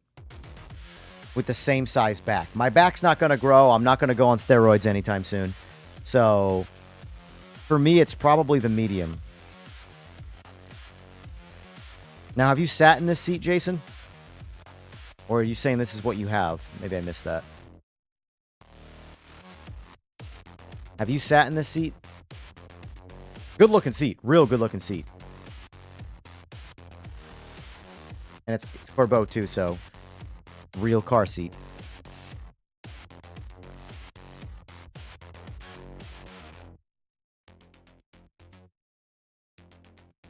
Yeah, buddy.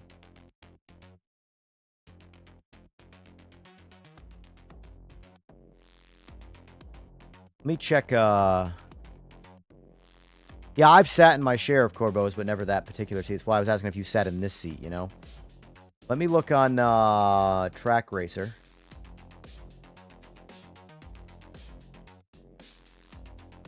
And see if the brackets themselves are like if I can use a Track Racer bracket and save a couple bucks there and have a Track Racer branding, I don't need seat brackets that are going to go in a car. I don't need to spend money on like overbuilt brackets because this thing ain't moving. Let's be honest.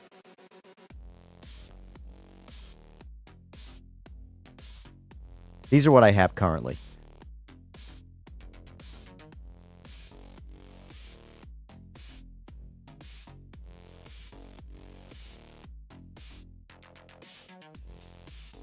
Corbeau's probably also... Oh, I'm sure everything's made... Realistically, though, is that everything is going to be made in China.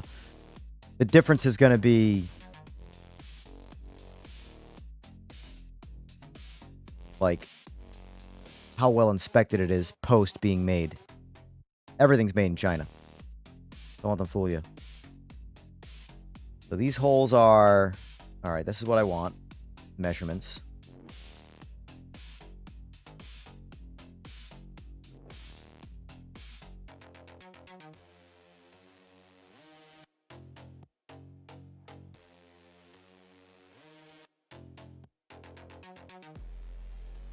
NRG lower. I wonder if I can get these on Amazon either. If Corbeau's on Amazon. Whenever I can get something on Amazon, I'll admit I'm a sucker. I'm an idiot.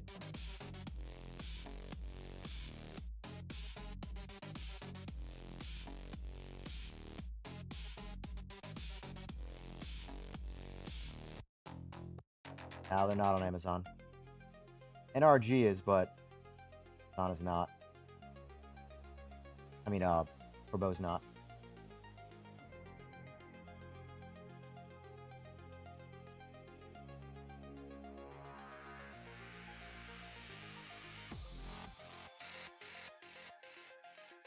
My buddy has an NRG seat.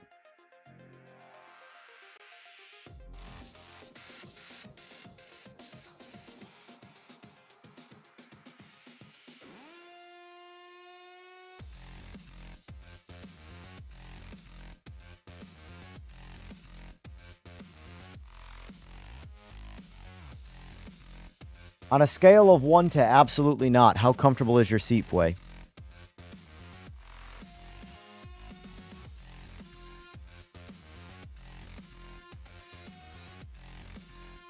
Yeah.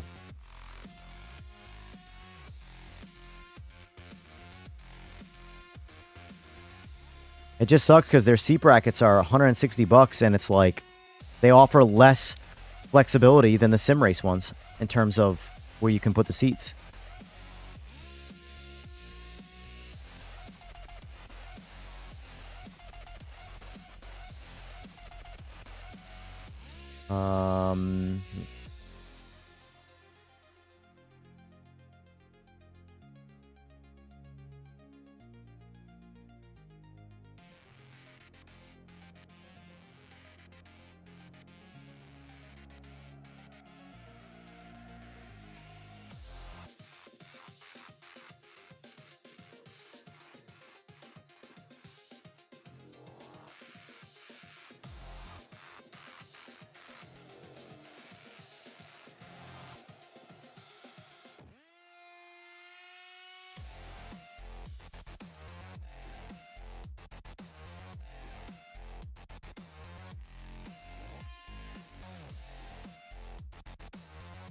Rocking an XL.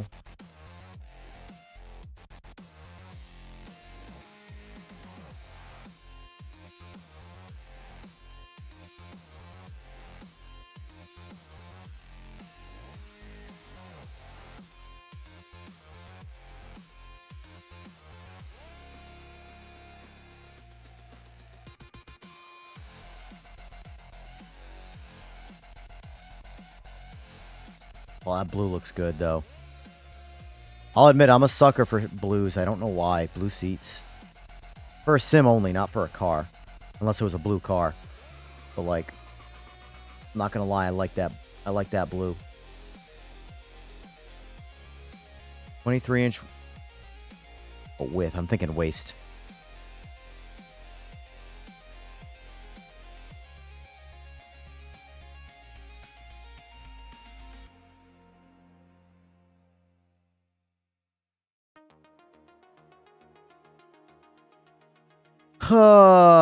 I gotta think about it. Alright. Enough boring you guys with this shit. Okay, so that's gonna be it for me today. I don't know if I'll stream tonight. I am definitely gonna stream tomorrow day. I'm gonna do I'm gonna compare AMS2 versus PMR, the Super V8s, the Holden, since they both have it. See how I like both. I'll do that for a little comparison stream. I like doing the comparison stuff, like I've said. And then we'll see about tonight if I'm on the mood, but either way, folks, that's it for me, boys. Thanks for watching. And as always, I'll see you next time. Enjoy.